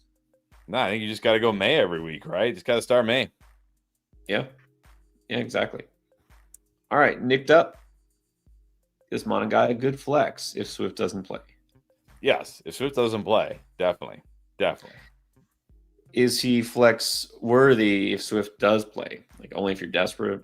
Yeah, more like desperate. I mean, look, they could with Lamar not playing, they could be winning comfortably here. So, Chief Perp. So if we don't get treated to the Kincaid breakout game, is it Schultz here? You're like Otten better. I might go Schultz even if Kincaid plays, honestly. Well, yeah, actually, now that we know for sure, we weren't sure, we thought, but now we know for sure that Nico and Kirk are out. Yeah, maybe just go Schultz. I still like Kincaid's spot, but I don't like that he's not fully clear yet. So let's just go Schultz. All right, now we have Jordan Dumas. We got Downs, Mims, Io Manor.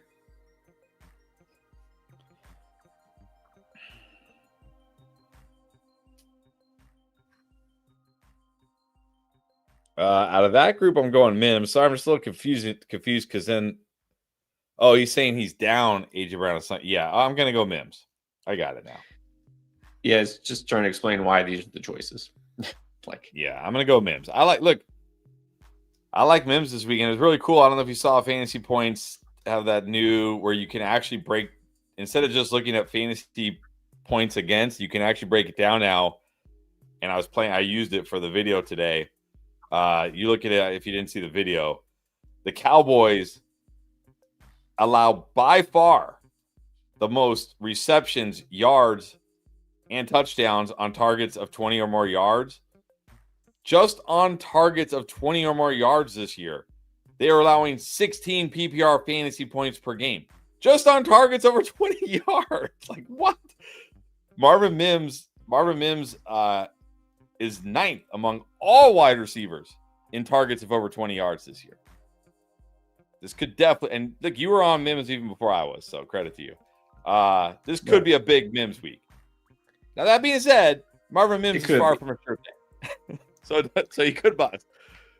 But, I mean, compared to Downs and Iomanner, yeah, just give me Mims. Well, yeah, I would just take a shot anyways, those other two. But that's the thing, is he needs to get the targets. Those are not always guaranteed. But this game against the Cowboys, again, it's like, cheat code this year so far to win in fantasy: start Cowboys players and start players against the Cowboys. That's it. It's pretty simple. So go Mims. Let's welcome back Brother Pickle. Welcome, Brother Pickle. This is full PPR with a tight end premium, one receiver, one flex. Booty, Juwan. Wow, Juwan Johnson. Monangai, Mooney, Colston Loveland, or Troy Franklin. What about Franklin against the Cowboys? We just talked about Mims, but Franklin's a little different. Yeah, Franklin's interesting. He doesn't quite get as many down the field targets as Mims, but he still has that upside, I think. He still has potential here. I mean, compared to, like, if Swift is out, then yeah, Monangai would be my number one. I might go Franklin if Swift plays. Yeah, I can ignore, even with a premium, I can ignore Juwan Johnson not getting enough targets. I can ignore Booty, bad matchup. Loveland is semi-interesting, but is he really going to get enough targets here to make that premium matter? I don't think so. I would just take a chance on Franklin as well. But Monangai, if Swift is out. Ray, good morning. Needs a receiver, running back, and a flex. Terry, Mooney, Marks, Bill. Loves the content. Thank you. Appreciate it. Thank you. I think with Terry playing, he's got to be my wide receiver here. I mean, it's either him or Mooney. I'm just going to go Terry. Oh, man. I think Bill has to be your RB. I know it's a tough spot, but he still gets the volume. I think he's got to be the RB. And then the flex between Mooney and Marks. Oh, man. I guess just take it. Is it PPR? If it's PPR, I'll take a chance on Mooney. If it's non-PPR, I'll do Marks. Although I don't even know if Marks gets a bump in non-PPR, to be honest. No, he doesn't. He probably gets a bump in PPR. So, yeah, I think we can sit Marks here. And Juice wants to know, flexing Diggs or Chase Brown. I like Diggs. And then Big Homie. Taylor or Ingram at tight end? I mean, I know it's the Bengals. They don't have any receivers. I mean, Ingram just feels like such a floor play. I don't know. I'm gonna take a chance on Mason Taylor. I wish it was Tyrod Taylor. I really do, but come on, against the Bengals, like with Josh Reynolds out now, like come on. It's got to be Mason Taylor, right?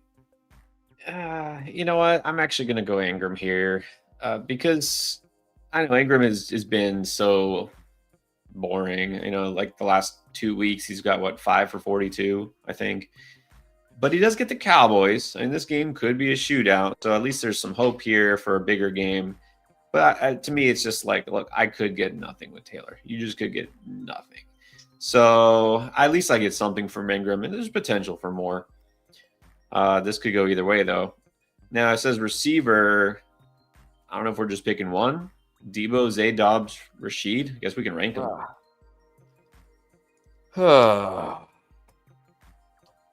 This should be Zay Flowers. I mean, they have no healthy corners. But how much can we trust? Can we trust Snoop Huntley? Yeah, no healthy Lamar is a problem. I don't know. I think I'm still playing Zay Flowers. It's the Bears. They have like Kyler Gordon is out. Jalen Johnson hasn't played all year. Is Tyreek Stevenson even playing this week? He should be. He's been playing. He's actually been pretty good. He's been like their only good corner. Jalen Johnson out for the season. That definitely hurts. Yeah. Has hurt. And Stevenson, who just coincidentally is from the U, actually went to Southridge. He went to the same high school as my sister. He's been good, but again, the rest of the secondary is not. I think I still have to go Zay here. I think my second choice, if you don't want a chance it with Snoop, would be Dobbs, honestly. Yeah, that's my debate. Is like, do I just take? We talked up Dobbs. Do I just take Dobbs, or no? Tyreek Stevenson is out. Tyreek Stevenson is out as well this week. I thought so. Oh, he is. Yeah, I thought so. Wow. Yeah, they're down everybody. They're down their entire secondary. I think you got to take a chance on Zay even with Snoop. Man, you're right. So that basically their top 3 corners to start the season are all out. Yeah. All right. Let's go Zay. Dobbs would be second, probably then Debo. All right. What about this? Speaking of Debo, the Champagne King. No, Champagne Nino. I saw a crown. Champagne Nino said King. Which 2? Debo, Tez, Rico. I think I'm just gonna go Debo and Rico. Like Debo, I know it's Mariota, but come on, if he's good to go, he's been solid. He's gonna get involved. And Rico, again, still gives you a very high floor. He's been good. The Bills are not good against running backs. They've been terrible against the run this year. I think I'm gonna go Debo, Rico. Yeah, look, Rico still did something for you last week, even splitting carries. Yeah, you're right. The Bills give up 5.5 yards to running backs per carry. So there you go. Benny Black is back as always. RB2 was Mason. Ugh. So would you trade Josh Allen to get Dimes and Achane?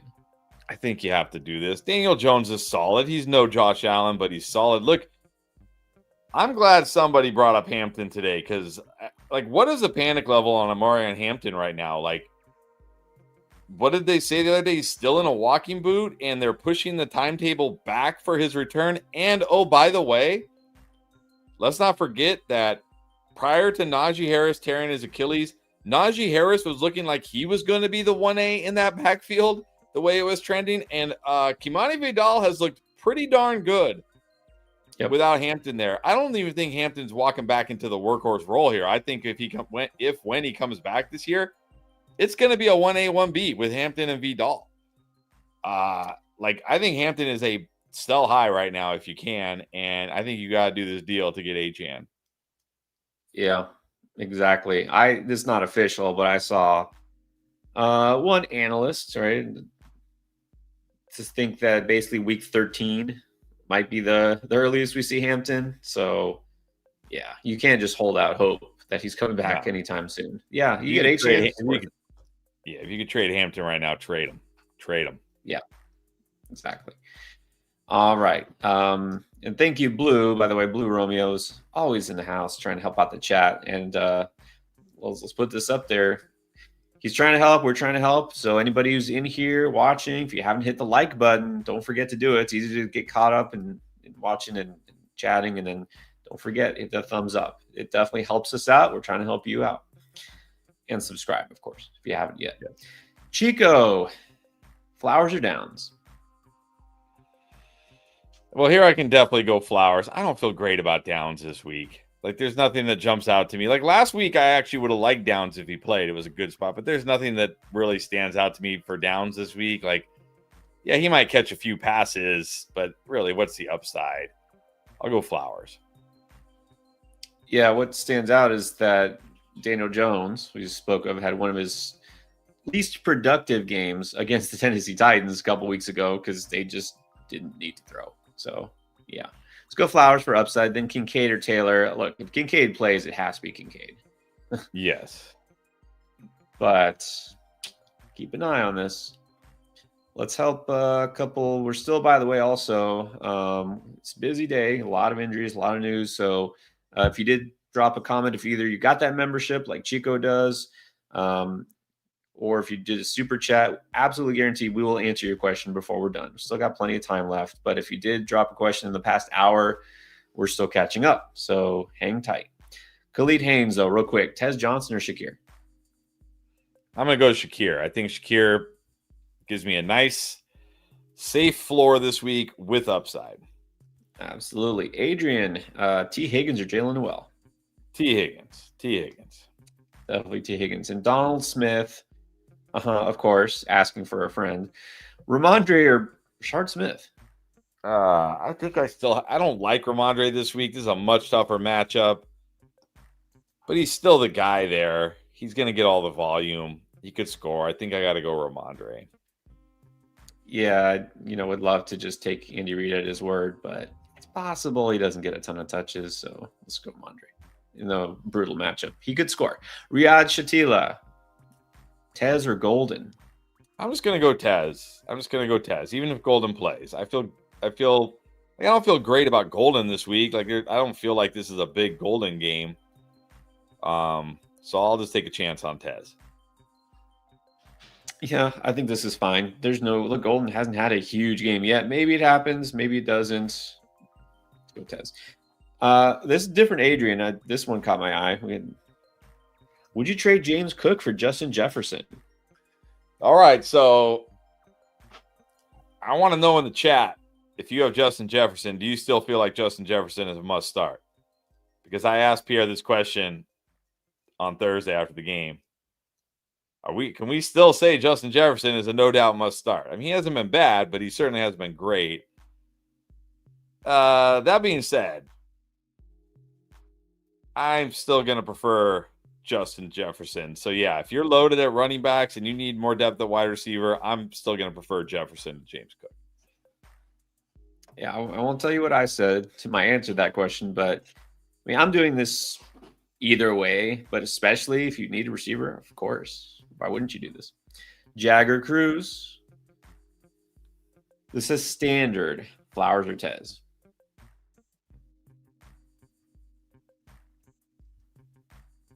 I mean, look, if I feel better about an offense scoring touchdowns, it's the Bucs offense. In this case, I'm going to go Tez because I do feel like if you told me only one of these guys is going to score this week, I'm going to be like, it's probably Tez because how many points are the Ravens going to score with Snoop Huntley? That's a good point. I mean, we did just talk about the Bears secondary. It's all banged up. Doesn't mean Zay Flowers is going to score necessarily, but I mean, I do feel slightly better that it's not Cooper Rush. Put it that way. These guys have a connection before. I'll probably lean Flowers, but this could go either way. This is close. Shouldn't be close. We should have Lamar Jackson back. Why can't we have nice things? All right. The Prophet has returned. It's Robert Mitchell. How's it going? All right. Has Judkins, Debo, Tez needs one to flex? I think I have to have Judkins the highest. I don't love Judkins this week. Much tougher matchup. And he's coming off a 3-touchdown game. You know how this works, right? Coming off a 3-touchdown game where he was good against the Dolphins, but he certainly wasn't great against the Dolphins. I mean, not statistically, right? Not if you take out the 3 touchdowns. So this is probably a spot where he's going to disappoint people who just assume like you have to start Judkins this week. But that being said, Debo, Tez, I can't put those guys over Judkins. I'm still going Judkins. Yeah, and looking at it, you got a good lineup. You already have Vidal. That's nice, right? So you already had Gadsden.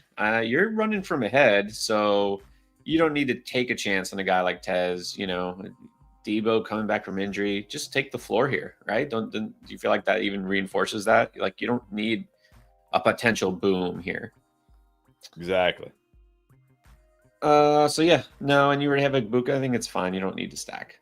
All right, Juice, Swift or Scatterboo? Good question. Assuming Swift is good to go, of course. I've got him like so close. I think if Swift plays, you probably have to lean Swift against the Ravens with Snoop Huntley playing. Yeah, that matchup is too good. Yeah. All right, so let's hope Swift is good to go. But you have a very good pivot if not. All right, and then we got Brian Rizza. Who would you start at quarterback? Which old man, Flacco or Cousins? Give me Flacco. Flacco's got T. Higgins. You got Jamar Chase.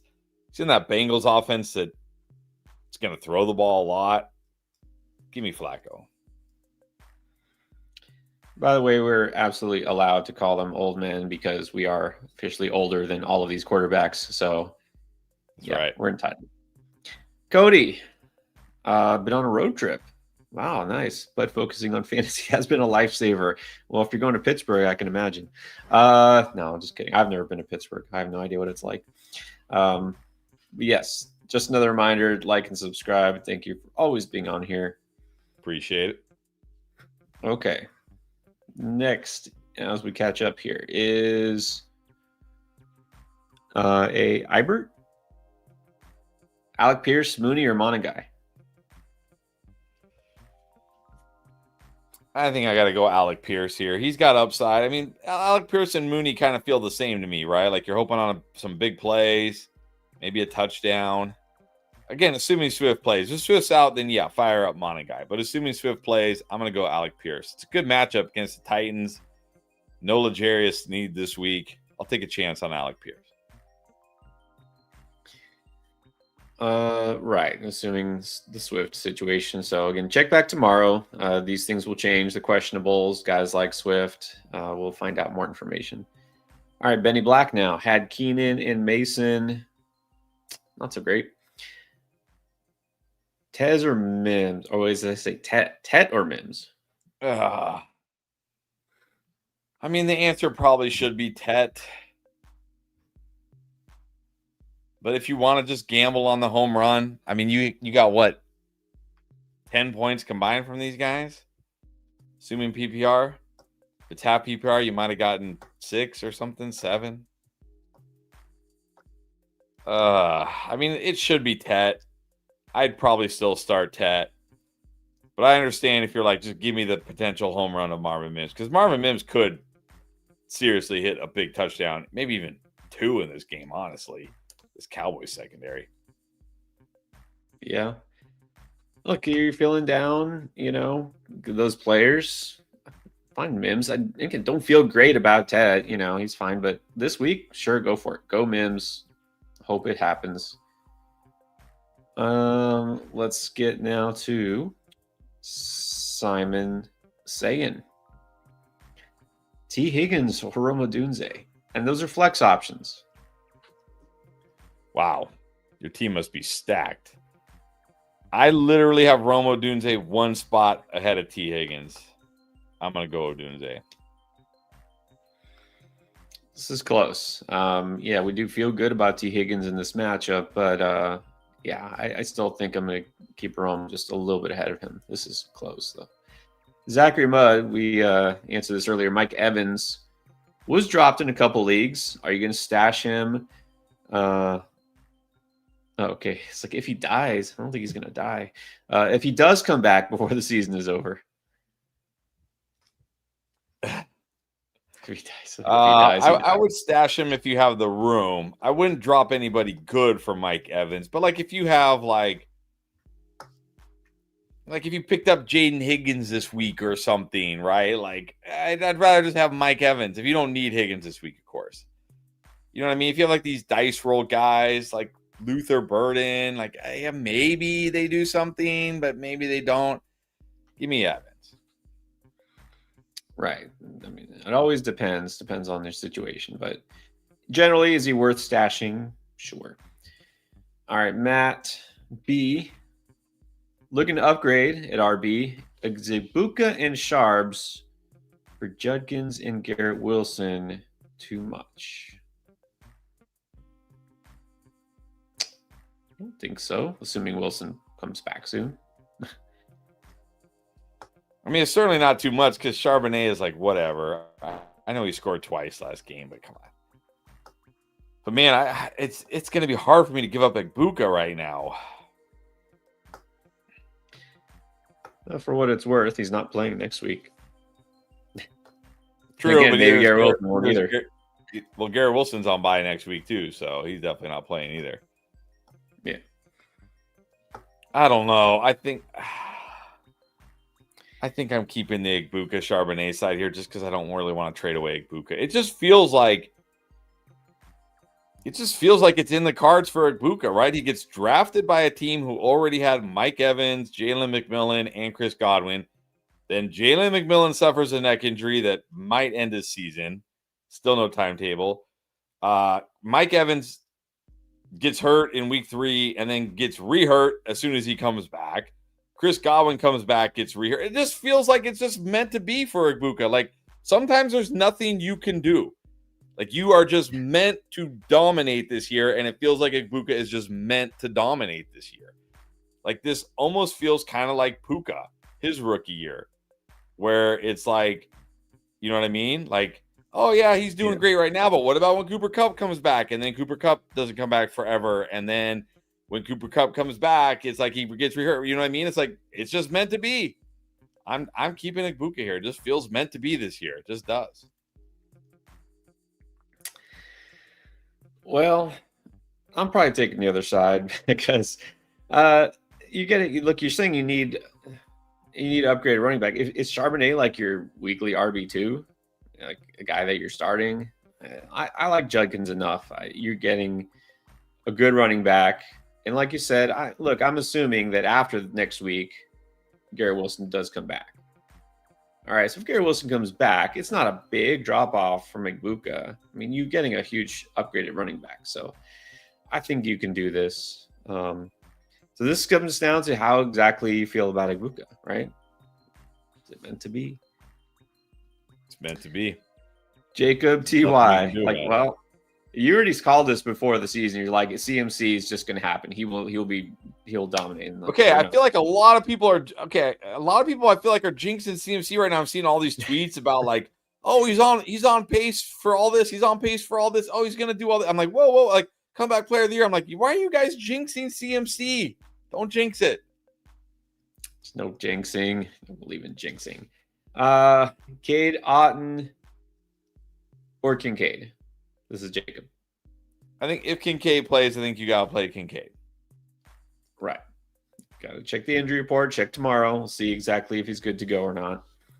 Otten is totally fine, fallback. Beast Mode Kane. AJB for Dowdle?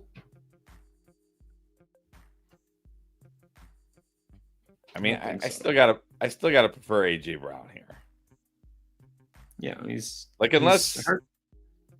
Yeah. What? I was gonna say, unless something crazy happens, like they put him on IR today or something, like, oh, that escalated quickly.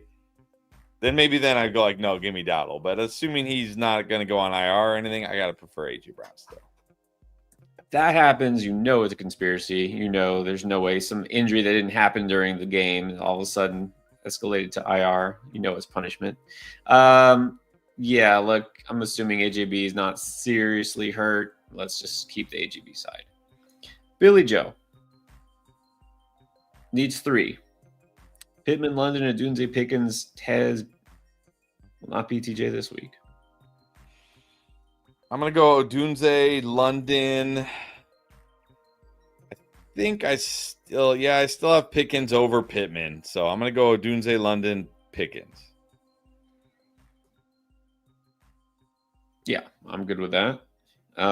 Speaking of London, and Igbuka, Nate Easy has got that dilemma: Igbuka or London. Okay, here I think clearly go Igbuka this week.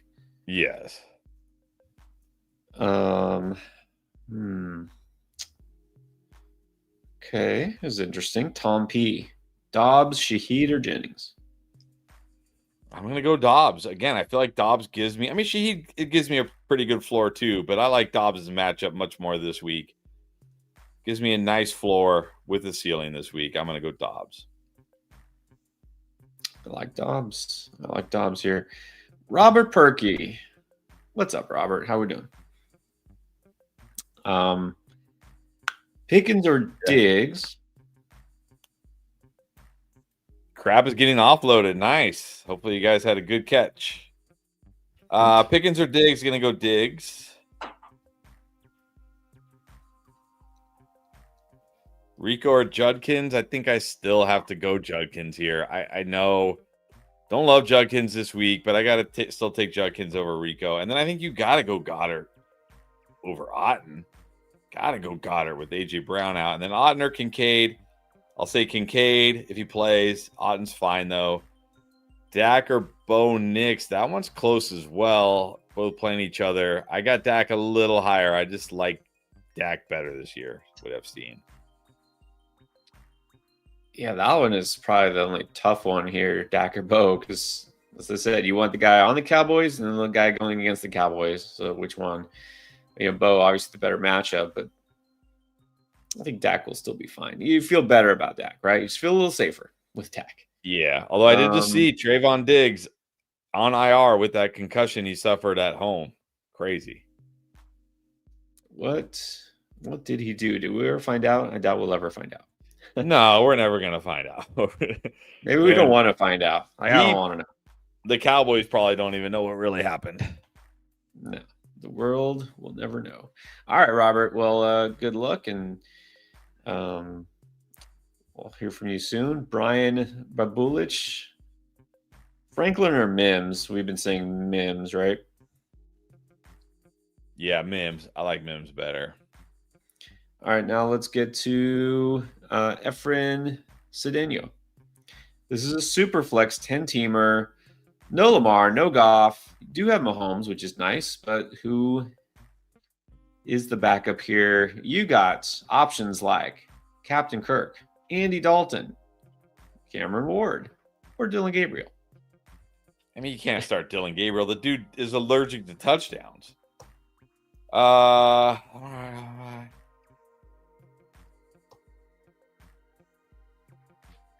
I'd probably just go. I mean, look, if you're looking for someone long term, although you're not because Goff will be back. If you're just looking for somebody this week, I'd probably just go Kirk against the Dolphins at home. They're in the dome. He's got to show improve, right, and get that trade value up. So let's go Kirk. Tyler C. Here's that 0.7 PPR league. Schultz or Taylor?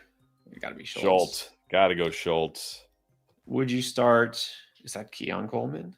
Possibly. Jennings, DJ Moore, Franklin Pierce, or Higgins over Golden if he doesn't play. I'm assuming Jaden Higgins. Assuming Golden is out, I'd probably just take it. Oh, I mean, I want to say I'd take a chance on Alec Pierce, but can I really start like Alec Pierce over Juwan Jennings, DJ Moore? I don't know. Over DJ Moore, yeah. DJ Moore has no ceiling. I don't know. If Golden's out, I'd probably still go Jennings if it's my team. Yeah. Kind of wish Mims was an option. Is Mims not out of here? I mean, I think out of all those options, I would prefer Golden if he plays, but if not, Higgins. What about Noel? I'd rather have Noel or Mims, but assuming they're not available, I guess Jennings. All right, let's get to Jason Rodriguez. One receiver, one flex, more Golden, Woody, Andrews.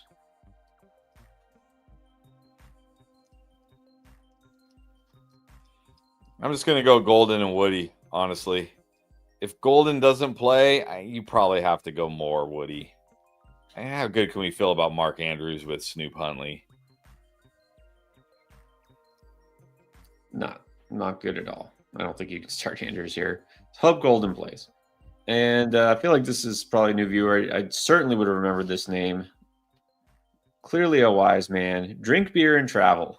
Nice. I mean, thank you. You've just summed up life. Like, what else could you ask for in life? That's it. Thank you. Appreciate you. Dion.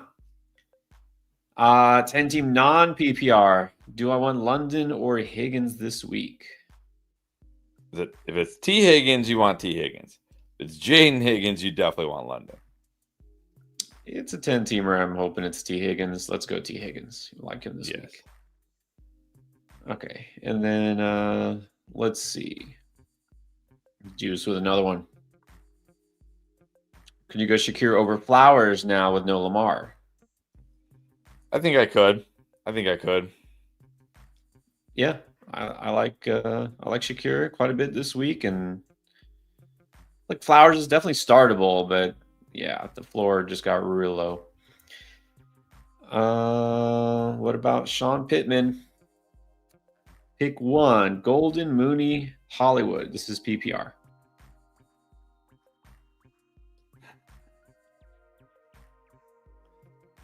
I mean, I think if Golden plays, I still go Golden here. I might just go Hollywood over Mooney. Hollywood's at least been scoring. Can't say I love Hollywood. It's not a bad matchup for him. I mean, the target share is what you're worried about, right? Rice is back, Worthy's healthy, so we don't know. Hollywood is getting a lot of red zone targets. Of course, a lot of that came, when Rice wasn't playing. But he's still, even last week with Rice, he's still getting some. So he's involved. I feel like Golden has the most upside if he plays. But if not, I think Hollywood's the fallback here. He's not a bad option. AV. Standard League. We need 3 receivers and a flex. All right. Already got Rice, Nigbuka, Etienne, and Judkins locked in. So we need 2 out of Shaheed, Dowdle, Terry, Worthy. And by the way, do I drop Jaden Blue or Ollie? Yes and yes. Yeah, you can drop them. I mean, you could definitely drop Ollie. They're talking about getting Jalen Wright more involved this week. We'll see. I think you got to start Terry and Worthy here. It's a standard league. Oh, hold on, standard league. I think now you got to start Dowdle. I might still go Worthy, though. I mean, looking at Chiefs offense, 8 passing touchdowns over the last 2 games. There's still plenty of chances for Worthy to score here. I'm going to go Dowdle Worthy. Yeah, like if JD was playing, maybe it would be McLaurin, but I think Dowdle Worthy makes most sense. Ginyu Force, welcome back. Yeah, Lamar being out could screw a lot of people in a lot of ways. So now he has to play Woody Marks and Io Manor, or drop one to pick up Mon and Guy. Yeah, I would just drop Io Manor to pick up Mon and Guy. Like Io Manor, he's not even like the number 3 on the team anymore. What happened here? Yeah, it's weird. You have a rookie who's starting to come on and he's looking good, and then you're like, yeah, no, you've had enough targets for you. We're just gonna go to Van Jefferson instead. I don't know. It's weird, but this also has sort of coincided with Callahan being gone, right? The last couple of weeks. Yeah. I don't know why they think this is a good idea, but even with Calvin Ridley out, it hasn't helped Io Manor. So Santo, Fields, Cousins, or Mariota? I'll just take a chance on Fields here. It's the Bengals. He can't get benched for Tyrod this week. No. At some point, maybe they're just like, we're going to run the Wildcat with Breece Hall taking direct snaps every single play. Like, let's see what happens. I mean, why don't they just – the offense this week should legitimately just be like RPOs where either Fields hands it off to Breece or Fields keeps it and runs. Like, that should just – why can't that just be the offense? And then every now and then you throw it to Mason Taylor, right, when he's open coming across. Like, that should just be the offense. Like, why not? Why not? It's the Bengals. That should just be the offense. It should. There's a lot of things a lot of teams could do that seem obvious to us, and that the offense coordinators like what are you talking about? Like the Texans, like maybe ever using motion or play action or something that remotely is creative. Well, I don't know if you saw, because I follow the Texans beat writer DJ BN, whatever his name. I don't know how to pronounce his name. Apologies to him if he's listening, which I'm sure he's not listening. But he literally, because he asked the offensive coordinator about the way they're using Nico in motion, and the offensive coordinator gave him a very defensive answer, like like not like that bad, but you know what I mean. So then he posted a clip of every Nico motion snap this year. When they put him in motion, it's like he motions and then like turns around for a screen, or they put him in motion and he just like runs straight across the line of scrimmage. It's like what are we? It's like horrible. It's horrible. This guy might be worse than Bobby Slowick. Bring Bobby Slowick back. Oh, he's definitely looking worse than Bobby Slowick. He's looking like the next coming of Shane Waldron. Is what he's looking like. Yeah. Anyways, I'm not sure how we get off on that, but anyways, Weissess now needs help.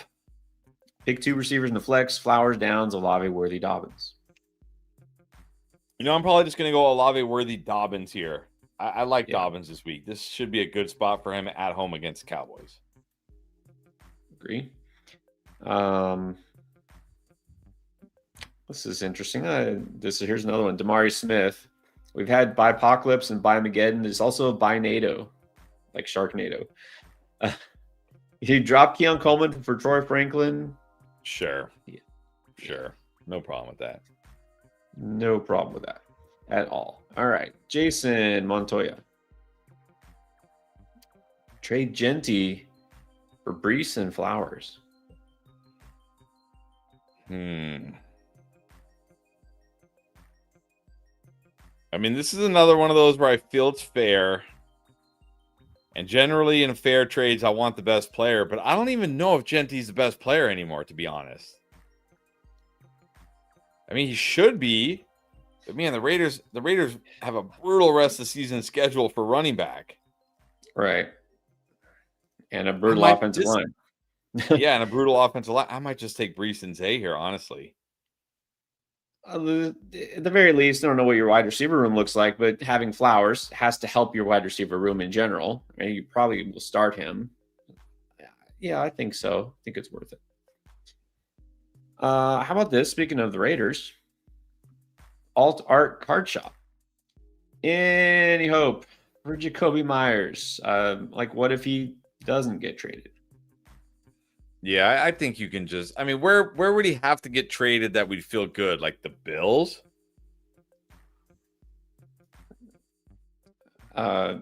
Realistic Giants? spots, realistic Giants? spots. Maybe we'd feel okay about the Giants. Well, they even said the Giants aren't expected to look for a receiver, and they got Slayton back. And they didn't they sign Ray McLeod? Yeah, they got Ray McLeod. Like that's it. They're good now. Yeah, like a team that actually could trade for a wide receiver, realistically, where it would actually make you feel good about him. I don't know. I don't know. The Falcons, they could use some depth. I mean they could use depth. I don't know if that made me feel good. Yeah, well, exactly. Yeah, the Bills are the obvious. I mean, the Jets need a receiver. Why would they trade for one, though? And I don't know if the Jets would make me feel good either. No, it would probably make me feel worse. So, yeah. No. I mean, you can drop them. This is the short answer to that question. Right. So let's keep going to next one is Dion. Someone dropped Goff. Should I pick up Goff for insurance because you're not sure about JD next week? Well, I mean, who does Goff even play next week? That's a good question. They play the Vikings. They are at home, though. They are at home. So I think that's fine. Like if you have somebody droppable on your bench and you just want to pick up Goff so you don't have to stress about it next week in case JD's out again, I think that's fine. Yeah, it's okay. I mean, nothing wrong with it. This is an interesting one. Dana Adams. Trade Pittman for Olave. Is there a winner either way here? I don't know if there's a obvious winner, but I think I'd probably prefer Olave. Are rumors, that every Saint might get traded. Olave, it does make sense. Like if someone's going to get traded, of course, Jacoby Myers wants to get traded. I think teams might be more interested in Olave. It would make sense, but again, like who's realistically trading for Olave? We'll see. Anyways, all right. Now the next super chat is Clausen 47, 6-1, Dackermay. I think you got to go May. It's very close here for me. I have them back to back, but how do you bench Dak, I guess, but how do you bench May? They both have tough matchups this week. I don't know. I think I'm going to go May. Feel better about May's matchup. Remember, Cleveland #1 against the run, but that means they're at least susceptible to the pass. Flex Pickens or Wandale? I'm still going Pickens here. Yeah, Pickens won't have a great game necessarily, but he still has probably as much upside as Wandale. Igbuka already played Lad. That feels good. Okay, that's good. Ferguson. Okay, so that's it. We're set. Mary Joe moved Worthy instead of AJB. So now flexing Dowdle, Chuba, Tez, or Goddard. AJB is out. National Tight End Day. Oh, man. Why'd you have to throw Goddard in there? I might just flex Goddard. I mean, he should have a big game, right? Yeah. Why wouldn't he? Let's do it. All the tight ends will score. Goddard it is. Jedi Koth. Diggs or Tet? Diggs it is. We like Diggs a lot this week. And then Clausen just got that membership. Thank you. Appreciate you. Let's go now to Derek Franks. What's up? Needs a defense. Thinking about the Niners. That's a great idea. Here are the other options. Well, Cincinnati gets the Jets. Cleveland's. No, not Cleveland's. I would say no to the Jets. I don't know. What do you think? Thank you, by the way, Derek. Out of these guys, probably Cincy. Cincy against Fields. All right. One thing, Houston's pretty pitiful offensively, and they don't have Nico or Kirk or a running game. But Stroud, at least he's not throwing like mad turnovers, crazy interceptions or anything like that, right? Like how many interceptions he had this year? He's got 4. So, yeah, I think just I'll say again, I always say this because it does matter. Your defensive scoring system, for some, they give much more, a lot more points more priority to like points allowed. I don't feel like Houston's going to score a lot of points, but some are weighted more towards sacks and turnovers. So sacks and turnovers, you got to favor Cincy. All right. Appreciate you, Derek. Thank you. And then let's get to Chief Perk. It's back. Needs to drop one. Here's the team. For next week. Needs to drop one for next week. Right.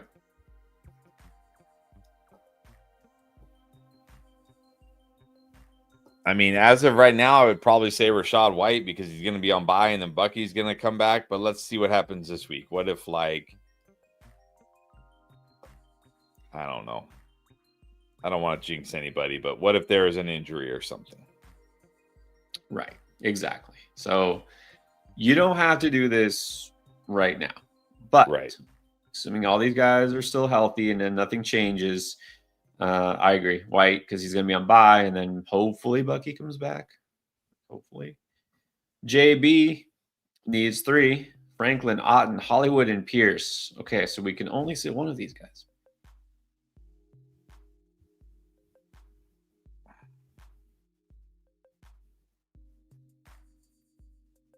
I don't know. I think I'm sitting.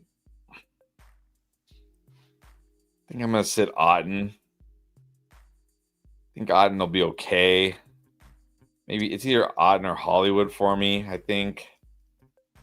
Guys, I'm sitting. Hollywood in that Chiefs offense, he's been scoring. I don't know. I might just sit Otten. This one, yeah, I think Otten's kind of the one I feel best about with Evans out. Hollywood, I think, is next. To me, it's like either Franklin, who you never know how many targets he gets. I know he has the best matchup. We just don't know if he's going to benefit.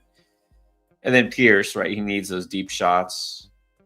I'm probably sitting, so you need 3 of these. I'm probably sitting Franklin. So, I mean, these guys are all pretty close. Back to Derek, by the way. Derek Franks needs a flex. Dowdle, Diggs, Terry, Ramondre, or Chubb? Diggs. Diggs it is. I like Diggs. Here's another one from Clausen 47. Do we expect Algier to play? I mean, I do, but at this point, who knows? Who knows? Who knows what we're going to find out tonight, right? Because I expected Lamar to play. I expected Tyrod Taylor to play. They're not playing. Yeah, that's the sad thing is these days you almost can't even believe what they do tell you, right? They don't give you information, and when they do give you information, it's not always accurate. We don't know. These injuries come out of nowhere. And they're like, oh, he's fine. He's day to day. And then like 3 weeks later, you're like, is he still day to day? Like what? Why hasn't he played? So who knows?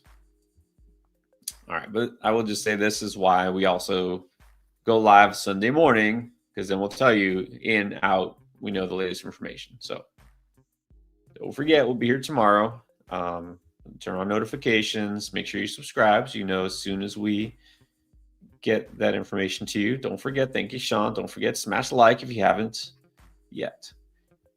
All right, we're still catching up to the super chats. We're not too far behind, so y'all want to get your questions answered for sure. Still got some time left. Get your questions in. Let's make sure we get all the way caught up. Derek with another one. All right. Also, thanks for the AJ and Hampton for Henry trade nudge last week. Got rid of 2 lemons and 1 stone. Well, let's hope Henry comes through without Lamar. But yeah, I mean, man, AJ Brown, what the heck, dude? Where did this come from?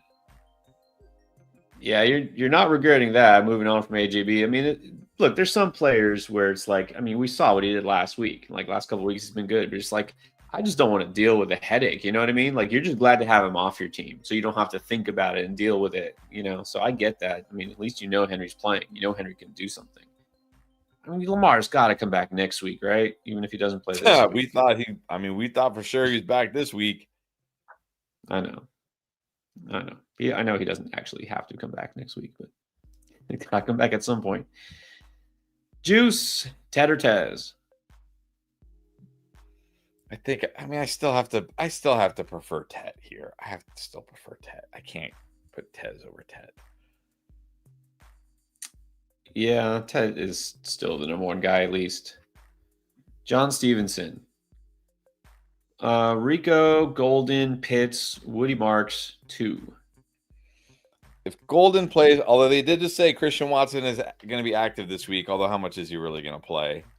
I think if Golden plays, I'm going to go Golden, Dowdle. If Golden sits, I'm going to go Dowdle, Marks. Yeah, Golden still has some upside there, so let's hope he plays. I'm not sure what Pitt's true upside is here. All right, let's see. Let's make sure we get caught up on super chats. Scroll.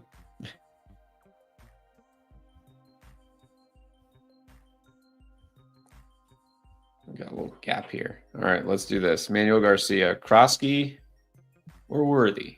Yeah, I'll just take a chance on Worthy here. I mean, Bill hasn't even been that good. Now they're on the road, Chiefs with Mariota. Just give me Worthy. Yeah, let's see if Bill has another good game anytime soon. I think we need to see it before we can really trust Bill. All right, let's see now.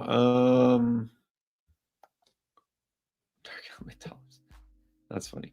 Killatek needs 2 running backs: Brees, Pacheco, Monangai, Marks. I think Brees has to be one.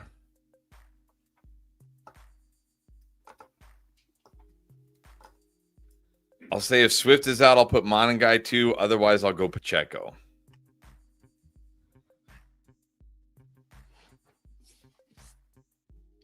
Yeah, Monangai becomes interesting if Swift is out, but I don't know if we want to play him.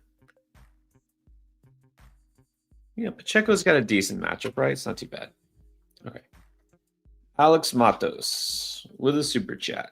Needs wide receiver 3. Oh boy. Okay, you just mentioned Christian Watson. Okay, so he's playing. I don't think you need to put him in your fantasy lineup, though, right? No, too soon, too risky. Let's just go Noel. Yeah, let's go Noel. Noel definitely should get some targets. And then Alex Matos also wants to know, I guess, what do you do if you have BTJ?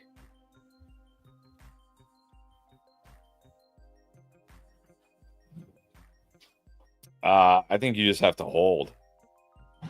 You don't want to trade away. I mean, if there's somebody in your league who is still super high on BTJ and they'll give you a really good player back for him, sure.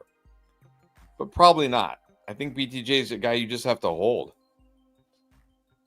Just because the trade value is not there. I mean, you got the rumors. You have of course, the drops, and he's not playing this week because of bye. So, who's really clamoring to get BTJ? Some people probably feel like they can buy low on him, but then if that's the case, what are you doing? You're selling low. You don't want to do that. So, I'm probably skeptical enough that if I have BTJ, if I get a good enough offer, I'm fine moving on from him. I'm not holding on just to hold out hope, but I don't want to sell low. You never want to sell low. Right. All right, Rodney Woods. What's up, Rodney? Get back, and he did super chat. I'm trying to find the question. I didn't see it beforehand. I don't know if you can find Rodney's question. I don't see it. All right, Rodney, maybe put it down again, unless it's way back now, or I just missed it. All right, so let's get to, let's see. Okay, let's get to the next super chat, which is J. Ortiz. Swift and Jennings for Garrett Wilson and Cade Otton. I'll just take Garrett Wilson here. I mean, assuming you're okay not having Garrett Wilson the next 2 weeks, because remember they are on bye next week. I'll just take Garrett Wilson here. Yeah, I mean, you got to think long term, and so how good can you feel about Jennings at all? Yeah, the best player in this deal should be Garrett Wilson. Take Garrett Wilson. Otton is fine. Actually, Mike Evans isn't coming back at the very least for several weeks. So Cade Otton does at least have starting value to some extent. Yep. Not so much next week, but after that, we'll be fine. Okay. Let's here. I found this question from Rodney Woods. I guess this is it. All right, Rodney. He says he's already in the hole because of QJ Mason. Not good. So, upside, pick up Io Manor, wow. Only Titans available? Man. No. I mean, can't play a Titan, can you? I mean, no, but his other options are Judy, D-Hop, Mason Taylor, Caleb Johnson, Luke McCaffrey. Luke McCaffrey couldn't even be good with Terry and Debo both out. We need two out of this entire group. I think Judy still has to be one of the players here. As bad as he's been. Yeah, I might just go Judy, Mason, Taylor, and pray to the fantasy gods here. How did we get here, Rodney? How did we get here? Yeah. This is Buymageddon for sure. in Lucero. Wow. Speaking of, Coleman or Shepard? I'll probably just take a chance on Keon Coleman. At least he's got Josh Allen. I mean, again, Shepard, like, yeah, Shepard might get a few catches, but what? I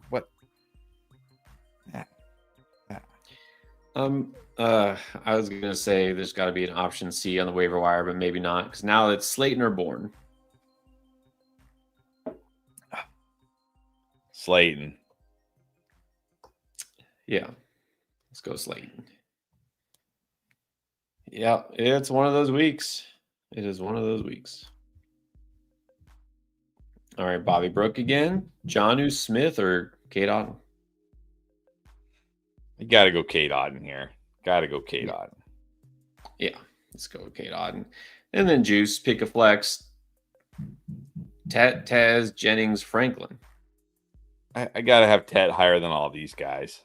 I don't love Ted this week, but I can't put these players over Ted. Right. Yeah, nothing. Nothing too inspiring here. We're going to sit Ted for this group. What's on anime? All right, welcome. Since I've Puka on bye, Golden injured, possibly out, should I still start him or bench for Pierce, along with Franklin or Hollywood? Pat's defense. Well, I think if Golden plays, I'm still starting him. If Golden sits, Pierce is the guy I like the most here. I'm not sure what you mean along with Franklin or Hollywood along with Pat's D. Like, I'm sorry, I'm not really understanding the question here. So I'll just say if Golden plays, I'm still starting Golden. If he's out, I'm going Pierce. And Pat's defense should be just fine this week against the Browns. Yeah, I'm not sure exactly the wording here either. Like you said, bench him. I assume you mean you're like benching all these guys. Like you're only starting one. Hopefully you're only picking one. Golden's still the best option though. Okay, let's see who's next. Look, we're caught up on the super chats, it looks like. All right, good. So now we can answer some of the other questions as well. So we'll hang out for a little bit longer. But again, if you want to guarantee your question gets answered, that's the way to do it. It's what the super chat is for. But we'll do some of these other questions. We'll try to find questions on players we haven't possibly talked about yet and from some users we haven't answered yet. All right, remember Chelsea beat the husband 2 weeks ago. That's like basically like your in-season Super Bowl. But now she's playing her son. So this is big too. Dart, Bijan and Dowdle, Pickens and Ladd, Worthy as a flex. Here's the bench. Any changes? I don't think so. Well, you already got a nice game from Ladd, so that feels good. I think my only consideration here is Chase Brown and Dowdle.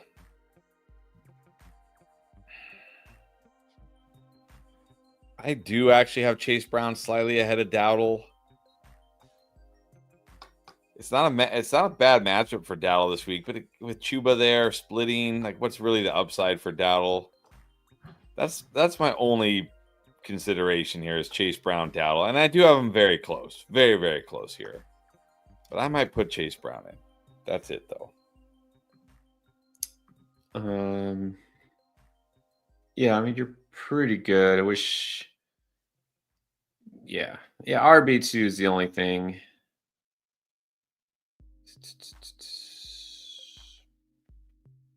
I don't love Pickens this week, obviously, but do I love Debo? No.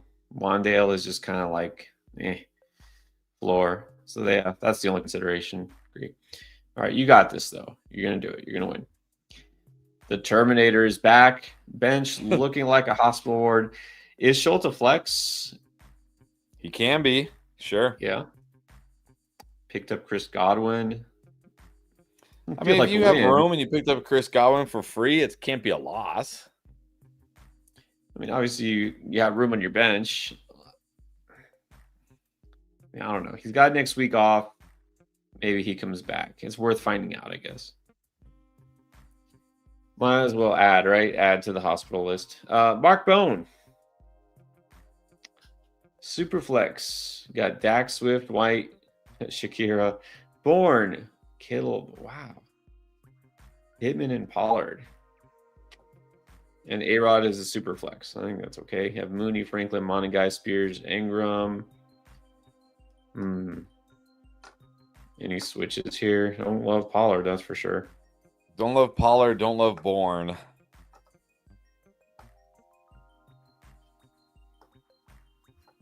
I might play Montague over Pollard no matter what.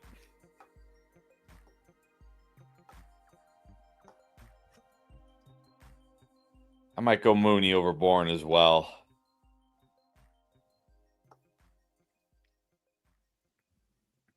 And Mark, this related. He says the question in the chat. He's 2-5 and yet the second highest score.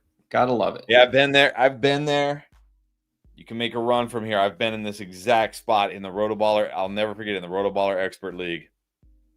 I made a run all the way to the finals, and the only reason Nick Mariano beat me is because AJ Brown got hurt right at the end of week 15. This is back when they only played 16 games. Right. And I didn't have AJ Brown for championship week, and I still barely lost. You can definitely make a run. As long as if you're the highest scorer like this or one of the highest scorers, you can definitely make a run.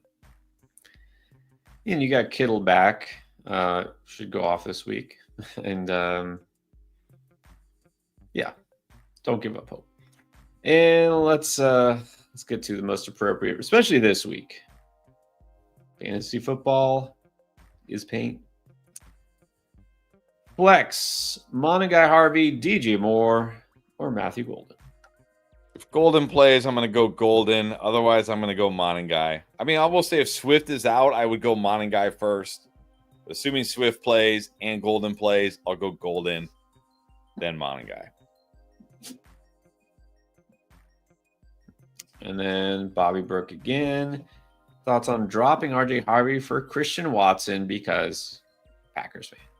I mean, you're a Packers fan, sure. I think, is it going to happen for RJ Harvey? Maybe. We'll see. Maybe. Yeah, it's fine. Harvey is not a must hold. And Mary Jo wants confirmation. Judkins over Rico Dowdle. Yeah, I think you still, even though I don't love Judkins this week, you still got to start him over Rico, yes. He's still the workhorse. I mean, only if they happen to be down big early like they were a couple of weeks ago, and he gets pulled in some passing situations.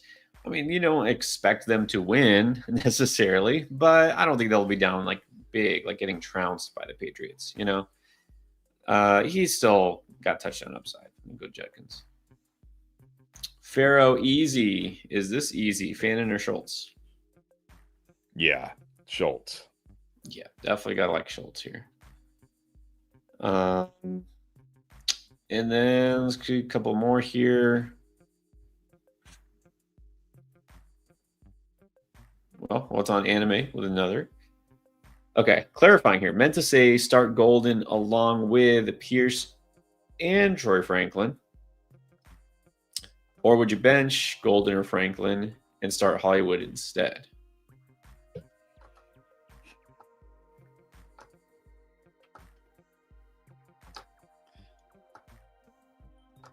Well, I'm only going to bench Golden if Golden is out. So the choice here is Franklin or Hollywood Brown. I think I still give the edge to Hollywood. He's been scoring. He's in that Chiefs offense. So it's either Golden, Pierce, Hollywood, or it's not Golden, I guess. Right. Start Golden if he plays. If not, but again, like Franklin, I get it's the Cowboys, but it doesn't mean he's going to go off because you need targets for that to happen. I think Franklin's my least favorite choice here as well. So I would put Hollywood over him. But be ready. Be ready to switch out in case Golden is out. And then Cali Kid jumping in late. Just traded Rashad White. What? For the King? That's got to be a win. If this isn't a win, then I don't know. Then 2026 is or 2025 is a disaster. Yeah. And including it already is, but for fantasy football too. Rashad White for Derrick Henry, that's a great win. Yeah. I know it's disappointing Lamar's not playing, but still, Henry can still do something here. I feel better. It's on Cooper Rush at least. And then, come on, Lamar, got to come back. Got to come back next week. You don't have a choice. All right. Well, I think we're all caught up. Let's call it for today, and then we'll see you tomorrow morning in 3 hours before kickoff. You will know exactly when we go live. Turn on your notifications, but or for that to happen, you got to subscribe. Anybody who has not subscribed yet, go and do that. Click that button. We want you to be part of the Endgame community. Help us out here, and don't forget to hit the like button on the way out. Got another video that just dropped today. Every day we have content for you to help you win, and of course, we always have the live streams. And there's the Draft Lane app. Don't forget about that. You can ask your questions at any time, even if we're not on live. So don't forget, download. It's a free download from the App Store or the Google Play Store. It's called Draft Lane, all one word, and use promo code ENDGAME to make sure that you get your 10 free points as well. All right, guys, we're out of here. We'll see you tomorrow morning.